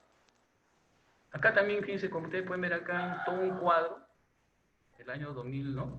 Desde el año 2005-2010, donde pues acá se considera las especialidades más frecuentes de denuncia, ¿no? Dentro de ellas pues coincide con a nivel mundial, lo que es la ginecología y la obstetricia, es la más frecuente, ¿no? Si un niño nace y muere, ya sabrán lo que puede pasar. Y si es valioso ese feto, peor todavía, ¿no? O sea, todo lo ven mal. Si no lo atendieron rápido, ustedes saben que el embarazo es un riesgo, el parto es un riesgo, el puerperio es un riesgo. Entonces, hay que meditar esa parte, ¿no? Entonces, miren, como ustedes pueden ver, las quirúrgicas son las más frecuentes de denuncias: cirugía general está en segundo plano, neurocirugía, traumatología, oftalmología, cirugía plástica también, ¿no? Cirugía pediátrica, urología, todos son quirúrgicas los más frecuentes. Viene anestesiología, cirugía, todas estas especialidades. Y acá vienen los clínicos, que, ¿no? Dentro de las clínicas, dentro de las especialidades clínicas, la pediatría es la más frecuente. Y están por debajo, todas estas acá abajo. Entonces, nosotros ya sabemos a qué, si ustedes van a ser especialistas en estos tipos de especialidades, ustedes sabrán pues dónde más pues hay que tener bastante prevención, bastante cuidado, ¿no? Ahora ya se hablan de factores de riesgo, de prever esos factores de riesgo, ¿no? Eso ustedes lo pueden leer de repente en internet o algunas revistas que ya están hablando de factores de riesgo, ¿no? ¿Cómo prever esos factores de riesgo? Entonces empezamos con el acto médico. ¿Qué es el acto médico? ¿No? ¿Qué es el acto médico? El acto médico dice que es cualquier actividad de evaluación, diagnóstico, pronóstica o de prescripción o de ejecución de medidas terapéuticas relativas a la salud de las personas, ¿no? Entonces, el acto médico es realizado por el médico, por un profesional con título, ¿no? Con un facultativo. Pero no solamente el acto médico abarca lo que acá dice, ¿no? O sea, el diagnóstico, prevención, ¿no? Abarca prevención, diagnóstico, pronóstico, tratamiento, rehabilitación, ¿no? Pero de las personas, el acto médico también tiene que ver con la sociedad, ahí es donde está el médico legista. Tiene que ver también con que la sociedad viva en forma ordenada, con ciertas normas, ciertas conductas, que se respeten ciertos derechos de los individuos, que nosotros no podemos transgredir derechos de otras personas. Por ejemplo, si yo lesiono a una persona, lo golpeo, lo lesiono, entonces aquí entra el médico legista. Entonces lo que realiza el médico legista es un acto médico, pero no clínicamente para mejorar la salud de una persona, o salvarle la vida, o curarlo, o sanarlo, o aliviarlo, no. Sino acá viene con la sociedad, lo que llama salud pública. Entonces, el médico legista entra a tallar acá para determinar el grado de lesión, el grado que fue lesionado, su integridad física. Por lo tanto, ¿para qué se requiere que el médico legista intervenga acá? Para determinar la sanción que va a recibir esa persona por haber transgredido o por haber agredido a dicha persona. Entonces, el médico legista también realiza sus actos médicos. Por lo tanto, no solamente el acto médico es individual en lo clínico, sino también en lo social, ¿no? Entonces, clínico-social. Entonces, también entra a tallar, pues, y no solamente lo lesionó, lo mató. Entonces, tenemos que determinar la causa de la muerte para poder correlacionarlo si lo mató con esa persona, con tal agente, un agente que puede llevar a la muerte, pues un arma de fuego, un arma blanca, o un agente contundente. Entonces, tenemos que determinar nosotros la causa de la muerte, el agente con que fue realizado, ¿no? El mecanismo de acción de la muerte. Entonces, no solamente abarca el acto médico, lo clínico, lo social. Entonces, la causa de muerte también lo realiza, lo tiene que determinar, si es criminal, lo tiene que determinar el médico legista. Por lo tanto, el acto médico se extiende más allá de lo individual, sino también lo colectivo. Entonces, podemos decir que el acto médico no solo es individual, clínico, sino también social, ¿no? Donde interviene el médico en trastorno de la sociedad, transgredir derechos de la sociedad, ¿no? También tiene que ver el acto médico cuando un médico realiza su certificado médico, o sea, una vez que atiende al paciente, tiene que constatar de que este paciente tiene tal enfermedad, por lo tanto, certifica, realiza un certificado médico, transcribe sus patologías o lo que hizo en ese paciente, lo que se llama certificado médico. También, si esa persona fallece, si le hizo la necropsia, el médico tiene la obligación de hacer un certificado de defunción. Por lo tanto, el médico legista también tiene su acto médico de certificado de defunción. Otro acto médico es la receta médica que realiza el médico. Hay que prescribir, entonces realizo mi receta médica. ¿Cómo debe, cómo el procedimiento que tienen que llevar las personas para su tratamiento? Entonces yo transcribo o qué medicamentos tengo que solicitarle, indicarle, cómo lo va a tomar, o cómo lo va a recibir el tratamiento. Entonces tengo que indicarle una receta médica, o darle descanso médico, o incapacidad temporal para el trabajo, para que pueda ir a recuperarse, o hacer un descanso, ¿no? Un reposo mientras mejora el paciente. Entonces, todo eso son certificados. La historia clínica también es un acto médico. Entonces, el médico no solamente diagnostica, previene, trata, sino que también tiene que ver con actos médicos legales y, por último, pues, ciertos documentos, ¿no? Por eso se llama acto médico directo, que corresponde al examen directo, a la clínica, clínico forense, o disculpen, clínica, ¿no? Clínico médico. En los hospitales, médicos, ¿no? Hacen actos médicos directos. También hay actos médicos indirectos. Todo lo que se realiza en la salud pública, en la sociedad, es un acto médico indirecto. hay actos médicos documentales, que son los certificados que realiza el médico. Entonces tenemos actos médicos directos, indirectos y documentales, este tipo de actos médicos. Por último, la ley SARTE, como ya le dije, es todo lo que nosotros sabemos, pero lo que ustedes están estudiando, el manejo de las enfermedades, el diagnóstico, cómo hacer el diagnóstico, cómo llevar el manejo del tratamiento, cómo hacer la rehabilitación, cómo prever, la fisiopatología, todo eso encierra dentro de lo que se llama ley SARTE médica. Esa es nuestra ley SARTE, tenemos que respetarla, tenemos que cumplirla. Pero como a veces, ustedes sabrán, dentro de la medicina hay escuelas que dicen una cosa, la otra cosa. Entonces nosotros ya nos queda nuestra práctica médica, cuál vamos a aplicarla de acuerdo a nuestra realidad. Tiene que ser de acuerdo a nuestra realidad, ¿no? Y que es común, y que es en sentido común para el tratamiento de la enfermedad o de la patología. Entonces, esa es nuestra ley SARTE. Ahora se está plasmando en todas las instituciones hospitalarias, ¿no? Están haciendo guías para cada enfermedad. Entonces, lo mejor para el manejo, para manejar mejor. Entonces, yo les recomiendo bastante respetar esas guías y leerlas bien, esas guías, ¿no? Para cada enfermedad. De tal modo, porque los abogados que ven primero son las guías y dicen, aquí no se ha respetado. Punto por punto comienzan a revisar y dicen, aquí no se ha respetado esta guía, ¿no? Entonces ya consideran que porque no respetó la guía, se consideran pues de que ha habido una negligencia médica, ¿no? O responsabilidad médica. Entonces, esa es la ley, lo que es la ley SARTI, ¿no? Y la responsabilidad médica, nosotros los médicos somos responsables de nuestros actos. Si son contra nuestro, nuestras habilidades, o sea, dentro de lo que es el ejercicio de nuestra profesión. Si está en contra de lo que, o sea, hacemos un acto en contra del ejercicio de nuestra profesión, tenemos que satisfacer o reparar el daño, si es que hay daño, el daño ocasionado, ¿no? A veces puede ser un daño permanente o temporal. Entonces, el médico es el responsable de sus actos. Si está en contra de la profesión, a repararlos, ¿no? Dice, la responsabilidad médica, nosotros para tratar de ver si hay mala praxis o responsabilidad profesional médica, para eso existen tres elementos que tenemos que revisar en la historia clínica. Nuestra historia clínica viene a ser nuestro medio de prueba. Si nosotros no tenemos una buena historia clínica, no podemos nosotros resolver el caso. Por eso yo le recomiendo bastante, para evitar problemas, los médicos deben, todo lo que hacen, es registrarlo en la historia clínica. Todo, porque ese es un documento que va a salvar muchas veces al médico o que también lo va a condenar. En primer lugar, si para nosotros empezar la investigación de un daño o de un caso de responsabilidad médica, primero tiene que haber daño. Si no hay daño, no hay nada.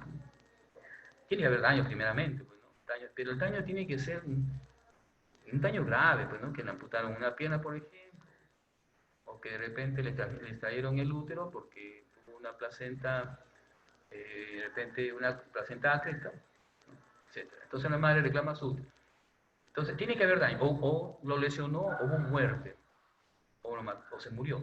Entonces ese es un daño, pues ni hablar. Se murió el niño, porque no atendieron inmediatamente su parto. Murió el niño, entonces ya hay un daño. Ahora, ¿qué hay que ver? Si ese daño fue por alguna conducta indebida del médico, ya sea por comisión, o sea, ya sea por una acción o por una omisión, dejó de hacer, o no lo hizo, no lo quiso hacer. Entonces hay que evaluar la conducta, o sea, ¿qué cosa es la conducta? Es el acto médico que vamos a revisar. Recordemos nosotros que en la historia clínica están todos los actos médicos que realizan. Primero, ¿cómo hacer el diagnóstico? Primero hacen su historia clínica, van a hacer la anamnesis, ¿no? Toda la anamnesis, luego hicieron el examen clínico y llegaron a un diagnóstico, ¿no? Vamos a revisar si completaron toda su historia clínica. Y si no lo completaron, ya hay un acto indebido. Hay un acto médico indebido, o sea, no completo. No se ha completado ese acto médico, ha incumplido. Pero el hecho de que haya un acto médico incumplido, que no se cumplió, no quiere decir que yo lo voy a responsabilizar al médico de lo que ha pasado. Tenemos que ver que ese daño que sufrió la mamá en caso de muerte de un niño tenga que ver con ese acto indebido. O sea, que ese acto indebido tiene que ser causal, o sea, causa-efecto.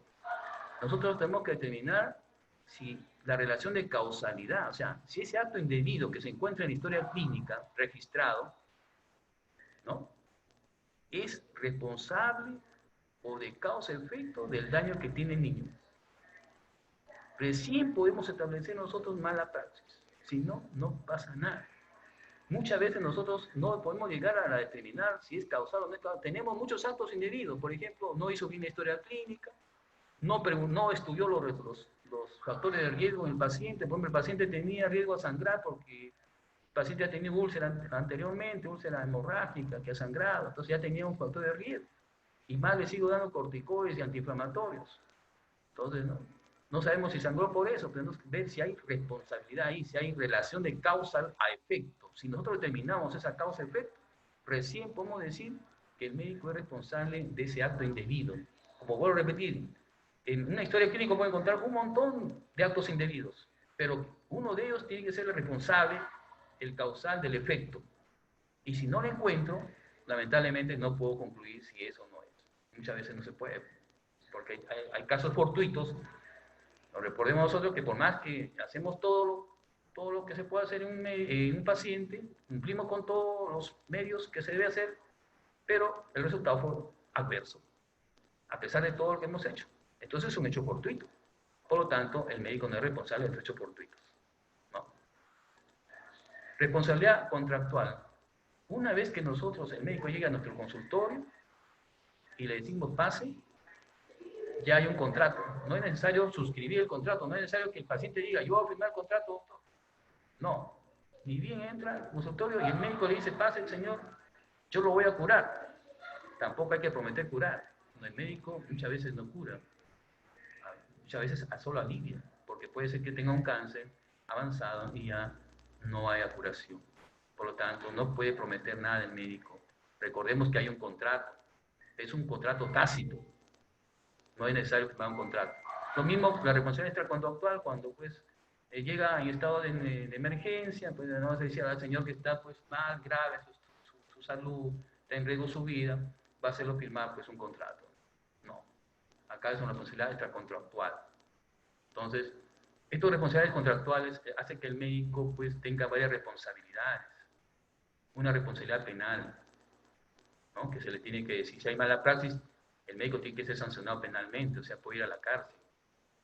Yo no he visto, pocos médicos han ido a la cárcel, pero han ido a la cárcel más por sus abogados. Yo lo voy a decir, muchas veces el abogado termina acabando con su patrocinado, más bien, ¿no?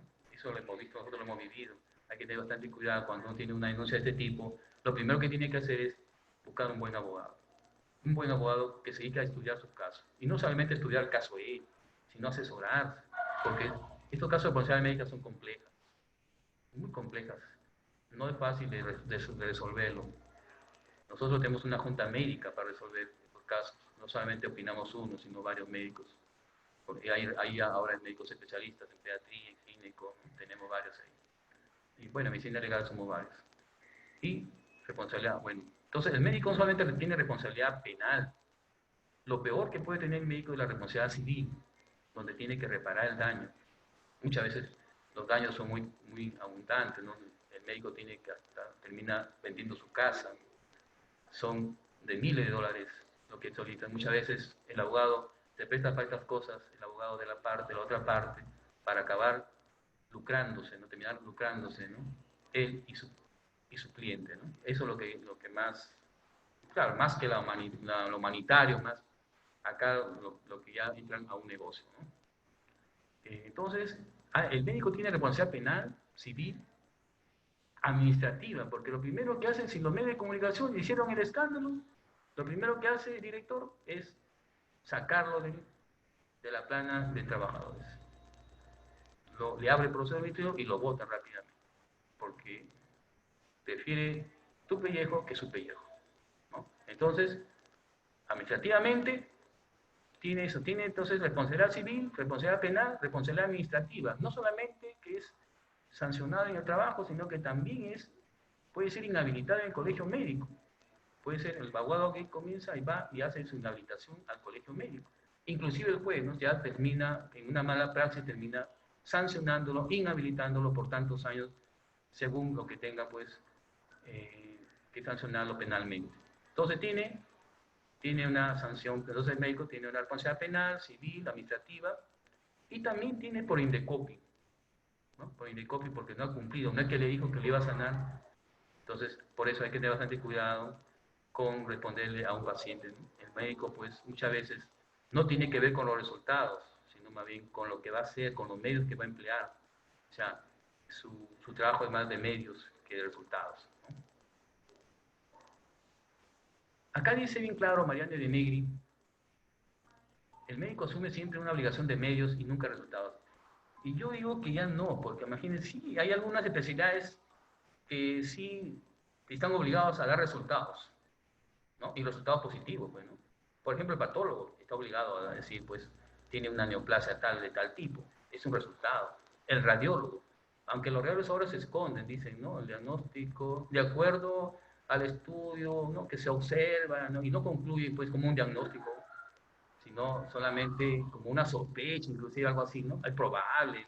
O sea, ya no se meten a cosas más seguras, ¿no? Entonces, muchas veces he tenido casos yo de placas radiológicas donde pues no me aseguran una fractura o una fisura de repente, ¿no? No me aseguran cosas claras. Entonces el radiólogo, el patólogo clínico, esos son de resultados. Antes se creía que el cirujano plástico también, pero el cirujano plástico ya no, porque si nosotros analizamos bien las cosas, el cirujano plástico no es una medicina de resultados, también es de medios. ¿Por qué? Porque nosotros no somos eh, no podemos asegurar la respuesta que puede tener un paciente de repente una cirugía de cara, por ejemplo, ¿no? De repente hace mala cicatrización, no sabemos, no podemos asegurar la fisiología de una persona, ¿no? Cómo va a responder, cómo va a reaccionar, de repente se inflama, se infecta, se hacen cicatrices de queloides, pero no, una serie de cosas, ¿no? Por ejemplo, ¿qué ha pasado? Ya, por ejemplo, cirugía de mamas, una mastopexia, ¿no? Una mastopexia para reducir mamas, quedaba una fea cicatriz, porque aquí lo que se maneja son los colgajos. Entonces, el cirujano plástico tampoco está, no está asegurando resultados tampoco. Lo que sí son, como le voy a decir, patólogo clínico, el anatomopatólogo, y el radiólogo son, y el médico legista también el resultado. Pues. Entonces, y los demás especialidades son de medios, y no aseguran nada de resultados. Los demás son de medios. O sea, mientras el médico trabaje con los medios, que haya cumplido con todo lo que se hace, y el resultado fue adverso, ya eso no es una responsabilidad. Pero cumplió con todos los medios, ¿no? Lo mismo, ¿no? Si el resultado fue positivo, en buena hora. En buena hora. Entonces, pero hay formas de culpa médica. La impericia, imprudencia, negligencia y no se avance el reglamento, ¿no? Son tipos de mala praxis. Todo esto son figuras jurídicas. Nosotros no podemos decir en nuestro diagnóstico, en nuestro resultado, en nuestro informe médico, no podemos concluir. El médico tuvo impericia. No podemos concluir porque son figuras jurídicas. Eso lo establece el juez. Lo establece el juez. Él va a decidir si es impericia, no es impericia, si es imprudencia, no es imprudencia, si es negligencia, no es negligencia, si es inobservancia del reglamento. Son figuras jurídicas. De eso nosotros no concluimos así. Podemos concluir nosotros de que hay falta de o sea, debido cuidado, ¿no? O sea, no hay un debido cuidado, hay un indebido cuidado, un objetivo deber de cuidado, o sea, no hay un deber de cuidado. El médico tiene un deber de cuidado, objetivo. Ha habido un indebido deber de cuidado. Entonces, nosotros concluimos así, pero tenemos que señalar dónde ha habido, en qué parte, en qué acto médico, ¿no es cierto? Solamente ese es nuestro resultado. Hay un indebido deber de cuidado, objetivo, que se está en la historia clínica, ¿no es cierto? Entonces, vamos a ver qué cosas es impericia. Falta total o parcial de conocimientos básicos y o técnicos. O sea, el médico no sabe, no ha aprendido, ¿no? O si aprendió, se olvidó. O si sí lo sabe, pero lo sabe como teoría, no como práctica. Entonces, eso se llama impericia. Y no solamente eso, acá podemos incluir también cuando un médico no se actualiza. Es lo mismo que si no hubiese aprendido nada. Entonces, hay que actualizarse. El médico está obligado a actualizarse, a ir a congresos, a actualizar, a ver los nuevos tratamientos, nuevos manejos de la patología, nuevas patologías, etcétera. No está obligado a actualizarse. Por lo tanto, si el médico no se actualizó, sigue manejándolo como hace 20 años, 30 años atrás, estamos en una impericia. Entonces hay mala praxis, ¿no? Ejemplo, se le hizo una vasectomía y se liga el paquete vascular, no conoce muy bien la anatomía. De grado uterino, no exploró bien la posición del útero. Contraindicaciones de algún medicamento, ¿no? Lo aplicó aplicó el medicamento, pero no sabía qué contraindicaciones había. Eso es impericia, ¿no? Ahora, la imprudencia es cuando uno actúa a la ligera, no, vamos a operarlo, no pasa nada, ¿no? Hay que operarlo, ¿no? Sí, no le ponemos sangre, no, ahí nomás, tiene hemoglobina 7, pero no pasa nada, entonces ligereza, es imprudencia. Por ejemplo, acá, ejemplo, transfundir sangre sin grupo sanguíneo, sin pruebas para HIV, DRL, hepatitis, no hacemos nada de eso. Y de repente tiene, pues, sin pruebas para, ¿no? Transfundir sangre sin grupo sanguíneo. De repente hace una reacción, ¿no? No sabemos. Usar instrumentos inapropiados para procedimientos quirúrgicos como herramienta de esto es lo que llamamos al médico, al doctor taladro, que ustedes seguramente han escuchado, el doctor taladro. Mientras no pase nada, no, sea, no hay una denuncia, no pasa nada. Pues. Pero si hay un daño y hay una denuncia, caballero, hay que aceptar la denuncia ahí, ¿no es cierto? Mientras no pase nada, no hay ningún problema. Pero cuando pasa, ahí viene de todo, por si acaso. Ahí te revisan hasta la punta de la historia clínica, lo más mínimo. ¿No? ¿Y qué cosa es negligencia? Sinónimo de descuido y omisión. No hacer lo que se debe hacer lo que no se debe hacer menos de lo que se debe hacer, postergar lo que se debe hacer. O sea, entonces, nosotros dejamos de hacer, por ejemplo, si un paciente está al lado de la camilla, está en agitación psicomotriz y no lo sujetamos, y se cae, se golpea y se mata. Entonces, es una negligencia, pues no hicimos lo que debe hacer. No controlar al paciente en el postoperatorio, inmediato. Tengo que controlarlo, hacerle todos sus exámenes para ver y de luego estudiarlo. No internar existiendo riesgo. ¿No? O sea, a veces no lo hospitalizo, pero si hay riesgo, ¿no? De repente lo mando a su casa y viene, regresa nuevamente ya y fallece. Entonces ahí hay casos donde tenemos que hacer cosas, pero no lo dejamos de hacer, ¿no? A veces por el apuro. Y acá tenemos, imagínense, negligencia médica por haber dejado una pinza dentro de la cavidad, ¿no? Abdominal. ¿No? Esto es lo que llamamos óblitos quirúrgicos. Muchas veces pueden suceder estos casos, ¿no? de olvido, ¿no? Entonces aquí se le asume que es negligencia. Hay una negligencia obligada, ¿no? Pero miren, yo tuve un caso de una mujer en que le hicieron una cesárea de emergencia por un desprendimiento de placenta, nos desangró bastante, y tuvieron que, el campo se llenó de sangre, como decía la historia clínica, y metieron un montón de gasas, y al final pues se olvidaron de una gasa, ¿no? A pesar de que la contaron completa las gasas. Pero lo que pasa es que se terminaron las gasas y tuvieron que sacar otro paquete, ¿no? Y al final tuvieron que sumar más gasas. Y le salvaron la vida a la paciente, a pesar de que hubo una hemorragia severa, entró en shock.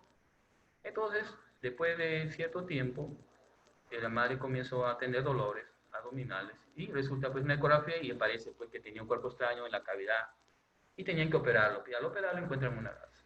Entonces, de hecho, si ha sido operado en la cesárea, lógico será que el médico se olvidó esa gasa. Entonces, ¿a quién le asume la responsabilidad? Al médico, ni siquiera al enfermero. Entonces, el médico es responsabilizado por negligencia médica. La denuncia la hizo el abogado, hizo todo un tremendo papelón y nosotros fuimos al juicio, ¿no? Para mí, yo presenté pues el antecedente que había salvado la vida, la hemorragia que tuvo, o sea, hubo una necesidad de meter tantas casas y por esa necesidad que tuvo la paciente, esa hemorragia, de tratar de controlar la hemorragia, pues hubo pues un olvido de esa casa. Entonces, terminamos en el juicio excluyendo de responsabilidad al médico. Si bien es cierto, por la necesidad de salvarle la vida, ocurrió eso. No podemos nosotros responsabilizar a un médico que le salvó la vida por una cosa que olvidó no intencionalmente. No podemos hacer que se sea sancionado ese médico por tal actitud muy bondadosa con la paciente, ¿no? Y por eso está viva la paciente. Entonces, se le eximió de responsabilidad al médico. Así terminó. O sea, ¿qué quiere decir? Quiero decir que no todos los casos de olvidos de estos materiales quirúrgicos o materiales de gasas, o otros cuerpos extraños, sean sancionados un médico. No lo merece, no lo merita. ¿No? Debe haber alguna explicación, alguna forma de salir de ahí. Y lo sacamos a ese médico, ¿no?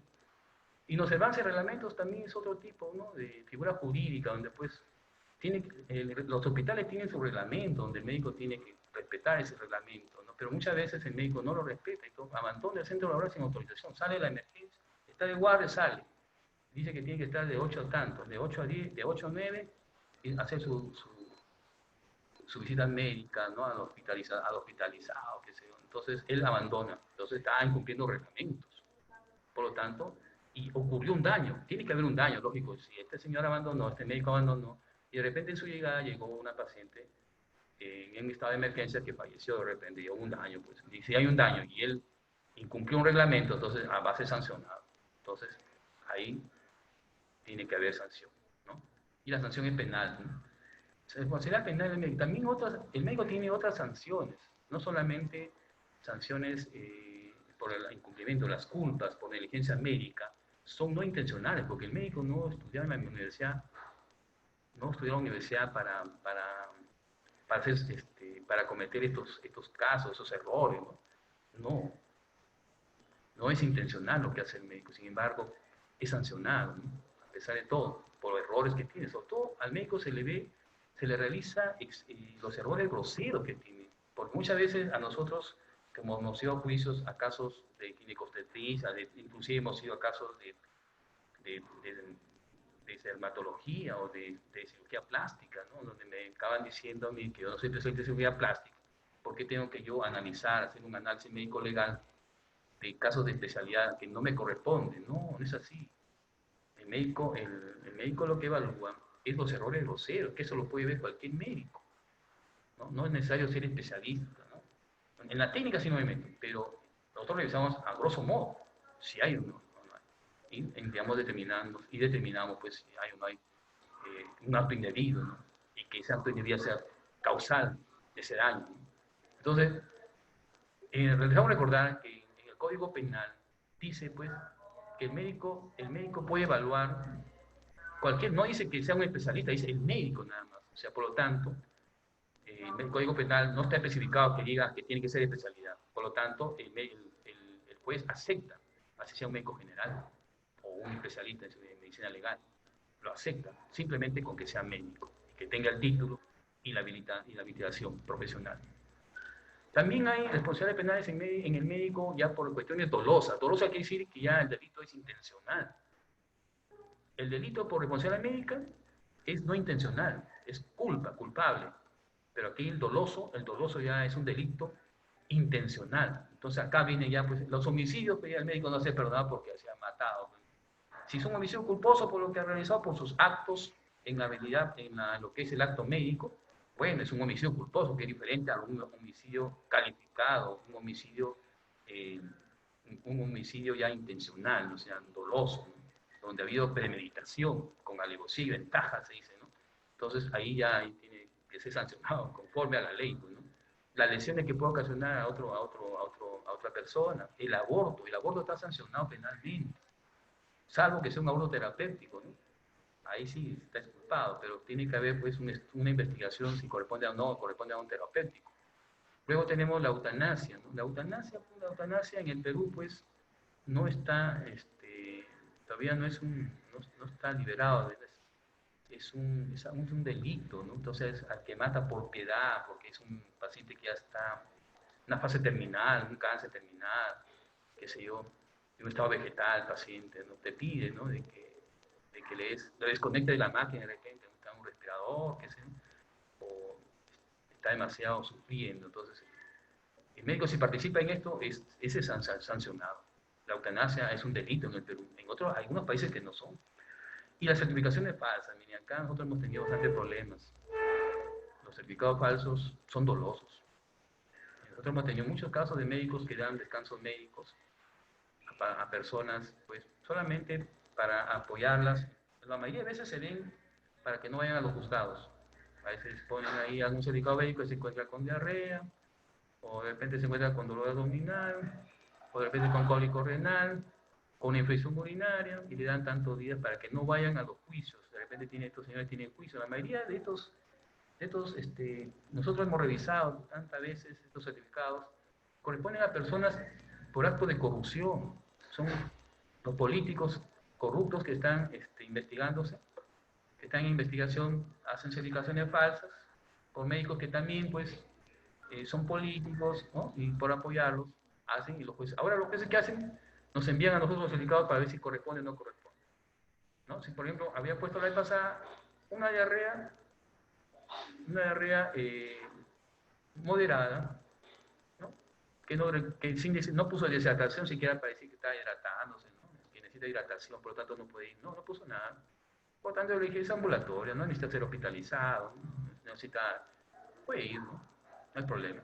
Entonces, las certificaciones falsas. Y también he visto médicos que hacen certificados por descanso médicos, a veces por una lumbar, 15 días de descanso médico, ¿no? 15 días, ¿no? O sea, hay un reglamento en el colegio médico que dice que el médico general solo debe dar 5 días, máximo 7 días. Por lo general, si ya más de 7 días, necesita pues, hospitalización, necesita más exámenes, de repente referirlo a un especialista para que, ¿no? Para que haga más estudios, más sofisticados, que algún problema debe tener, más, es un problema ya más serio. Entonces, ya las cosas son ilógicas, por lo tanto, no le recomiendo hacer un certificado falso, disculpen, un certificado de este tipo, pues, que se prolongue tantos días. Hay certificado que he recibido de 30 días por un TEC moderado. Un TEC moderado ya está hospitalizado, así le ponen TEC moderado. No tiene historia clínica, no tiene una tomografía, no ha sido manejado como un TEC moderado. Entonces, ¿qué me queda? ¿De dónde puedo sustentar este certificado de este médico? No me queda otra cosa que decir que no hay relación con lo que dice, o no hay sustento. Esa es mi respuesta, ¿no? Entonces hay que tener bastante cuidado con estos certificados a veces por apoyar a la familia, por apoyar a los amigos, qué sé yo, una serie de cosas que pueden suceder.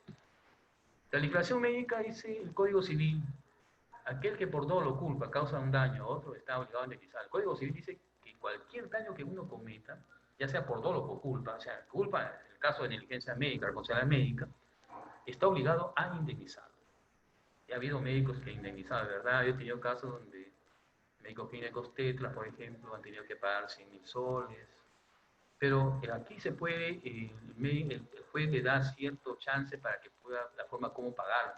Hay médicos que, bueno, a mí me ha causado un poco de risa, pero pueden solicitar hasta 20 años para pagarlo, imagínense. Y eso ya depende del juez si lo acepta o no lo acepta, ¿no? O el abogado, que de la otra parte. A veces se prolonga tanto el pago, ¿no? Pero han terminado de ese modo. Aquel que tenga bajo sus órdenes responde por el daño. O sea, si está atendiendo a un paciente y comete un daño, y ese daño es producto de su mal ejercicio del que tiene a su cargo, entonces debe ser sancionado, ¿no? Y el Código Penal en homicidio culposo, o sea, vamos, homicidio culposo, no solamente el homicidio culposo es responsabilidad médica, también los casos de los choferes, pues, ¿no? Choferes a veces por un accidente de tránsito matan a una persona, es un homicidio culposo también, porque no había intención, no igual que el médico, ¿no? Entonces, el que por culpa ocasiona la muerte de una persona cuando el delito resulte de inobservancia de las reglas de profesión, la pena preventiva es entre 2 a 6 años. Ahora ha aumentado esto, antes era hasta 4 años, por eso es que al médico ya pudiera ir a la cárcel, ¿no? Muchas veces ya ahora, pues, pero la mayoría de veces que he visto los jueces solamente condonan a 1 o 2 años de cárcel, porque más les conviene pues el pago, en lo civil, ¿no es cierto? Homicidio por piedad, esto es lo que decía la eutanasia, ¿no? La eutanasia, entonces todavía en el Perú está penada la eutanasia, ¿no? El homicidio por piedad se llama eso, ¿no? Exposición o abandono a peligro, peligroso, o sea, si yo me expongo a mi paciente a un peligro de vida, de muerte, por ejemplo, que lo voy a operar y no tengo todo lo recomendable para operarlo, entonces estoy peligrando su vida de mi paciente. O sea, no solamente me van a denunciar por negligencia médica, sino otro delito, exponerlo al peligro a mi paciente, al grave daño o a la salud, ¿no?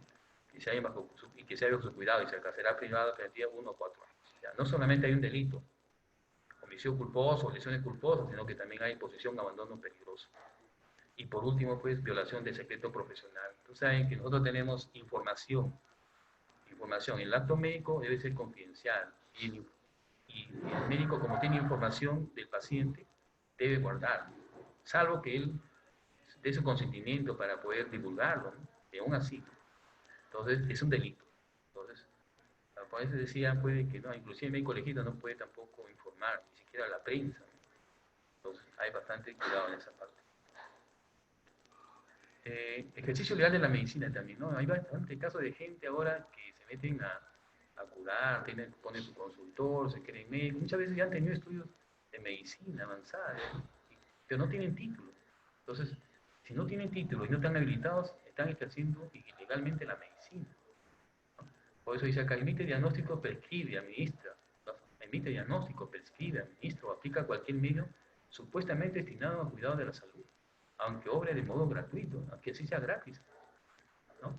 Expide dictámenes o informes destinados a sustentar el diagnóstico, también.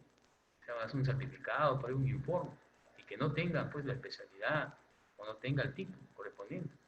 El médico que maliciosamente pide un certificado falso, acá está también, respecto a la existencia o no existencia presente o pasada de enfermedades físicas o mentales, será el primero pena de 3 años y inhabilitación, acá está, de 1 a 2 años. O sea, aparte de que lo sancionan penalmente, lo inhabilitan 1 a 2 años. Entonces, eso es lo que le decía, ¿no?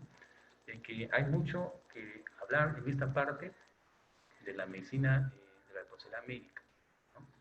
Hay mucho que informar acá.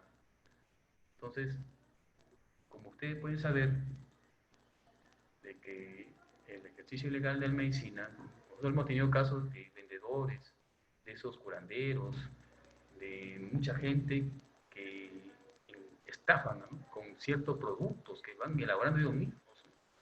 Ellos mismos elaboran. Nosotros hemos tenido un caso así, que elaboraba una serie de productos de plantas, no sé de qué tanta planta le metían, inclusive, ¿no? Y nunca se curaban porque decían, esto va a salir, va a crecer el pelo, todo le decían, ¿no? Que es bueno, bueno, y lo vendían 100 soles, 150, y la curación costaba como 300 soles. Me acuerdo, es un caso que ahorita este señor está preso, ¿no? Entonces, una serie de casos que tenemos ahí. Como ustedes pueden ver, el médico no solamente tiene responsabilidad penal, sino administrativa, tiene civil, tiene inclusive por Indecopi, ¿no? Y responsabilidad pues en el administrativa, que no solamente abarca pues la sanción en su trabajo, sino también una sanción dentro del colegio médico, ¿no? Uno puede ser denunciado al colegio médico porque uno tiene que cumplir, el acto médico está regularizado por los colegios médicos, ¿no? El colegio médico tiene un código deontológico, código de ética y de odontología. Para eso tenemos, el acto médico tiene sus 4 principios, recuerden. El acto médico tiene 4 principios, ¿no?, que está basado en lo que es justicia, ¿no?, de que todos los pacientes deben ser tratados por igual, ¿no? Y el otro es beneficencia, que primero pues hacer el bien, no maleficencia. Primero no hacer daño, ¿no? No hacer daño. Entonces, y la autonomía del paciente. El paciente tiene libertad, libre albedrío para escoger al paciente, al médico que él crea conveniente que lo va a tratar, ¿no? Esa es la autonomía del paciente. A veces también, nosotros también revisamos las historias clínicas, también para hacerles o recomendarles bastante qué hacer. ¿Qué hacer si nosotros somos denunciados penalmente por un caso de mala praxis? En primer lugar, lo que tenemos que hacer es informar al paciente, a los familiares, pero en forma, no una forma arrogante, pues, de que yo los voy a denunciar, o sea, en forma agresiva, no, al contrario, conversar lo que ha pasado, que sea una complicación, ¿no? Pero no tampoco ustedes den, pues, información a los medios de comunicación, porque se lo toman de otro modo, ¿cierto? Y a quedarse callados. Luego, pues, hablar con el director lo que ha pasado, para que esté atento a lo que va a venir, ¿no? Entonces, y luego ustedes tendrán que buscar un buen abogado. Un abogado que se dedique a estudiar el caso, no solamente a estudiar el momento que va a llegar al juicio, no.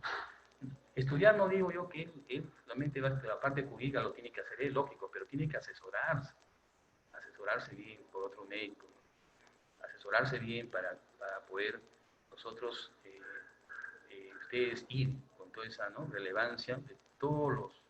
Y el médico también tiene que guardar todo lo que pasó, toda la documentación que pasó, guardarlo, porque eso va a ser su defensa, ¿no? Por otro lado, no alterar la historia clínica, porque es peor. Si nosotros vemos que hay alteración en la historia clínica, nos llevamos a la policía para que vea si ha habido alteración. Y ese se ganaría otro delito, ¿no? Falsedad genérica. No debe haber borrones en la historia clínica. Cuando se hay borrones, nosotros lo devolvemos. No debe haber borrones. Pero ahora ya se están haciendo las historias clínicas electrónicas, ¿no? En algunos hospitales ya se comenzaron a hacer. Parece que he visto en Amazon y nada, ¿no? Ya están en esos casos, ¿no? Entonces, ¿qué hacer en esos casos? También entra la tranquilidad de la tranquilidad, ponerse tranquilo, evitar, pues, hay un síndrome todo, ya un síndrome médico denunciado, ya hay todo un síndrome.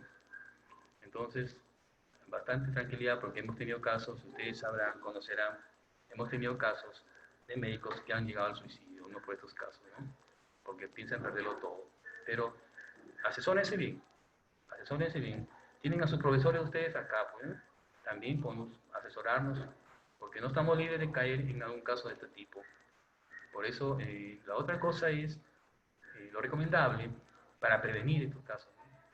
Ahora hay guías médicas, traten de cumplir sus guías médicas, léenlas antes de ir al serum o ir al serum, pidan las guías médicas. Ahora están colgadas en internet, en MINSA tiene todas las guías médicas de todas las patologías mayormente. Vean las guías, si ustedes cumplen la guía no hay ningún problema, ¿no? Informar bien al paciente, informe bien al paciente lo que va a pasar, o sea, de la patología que tiene, de la ventaja del tratamiento, de la ventaja de los riesgos, infórmele bien al paciente. Y él decidirá si o no va a recibir su tratamiento por parte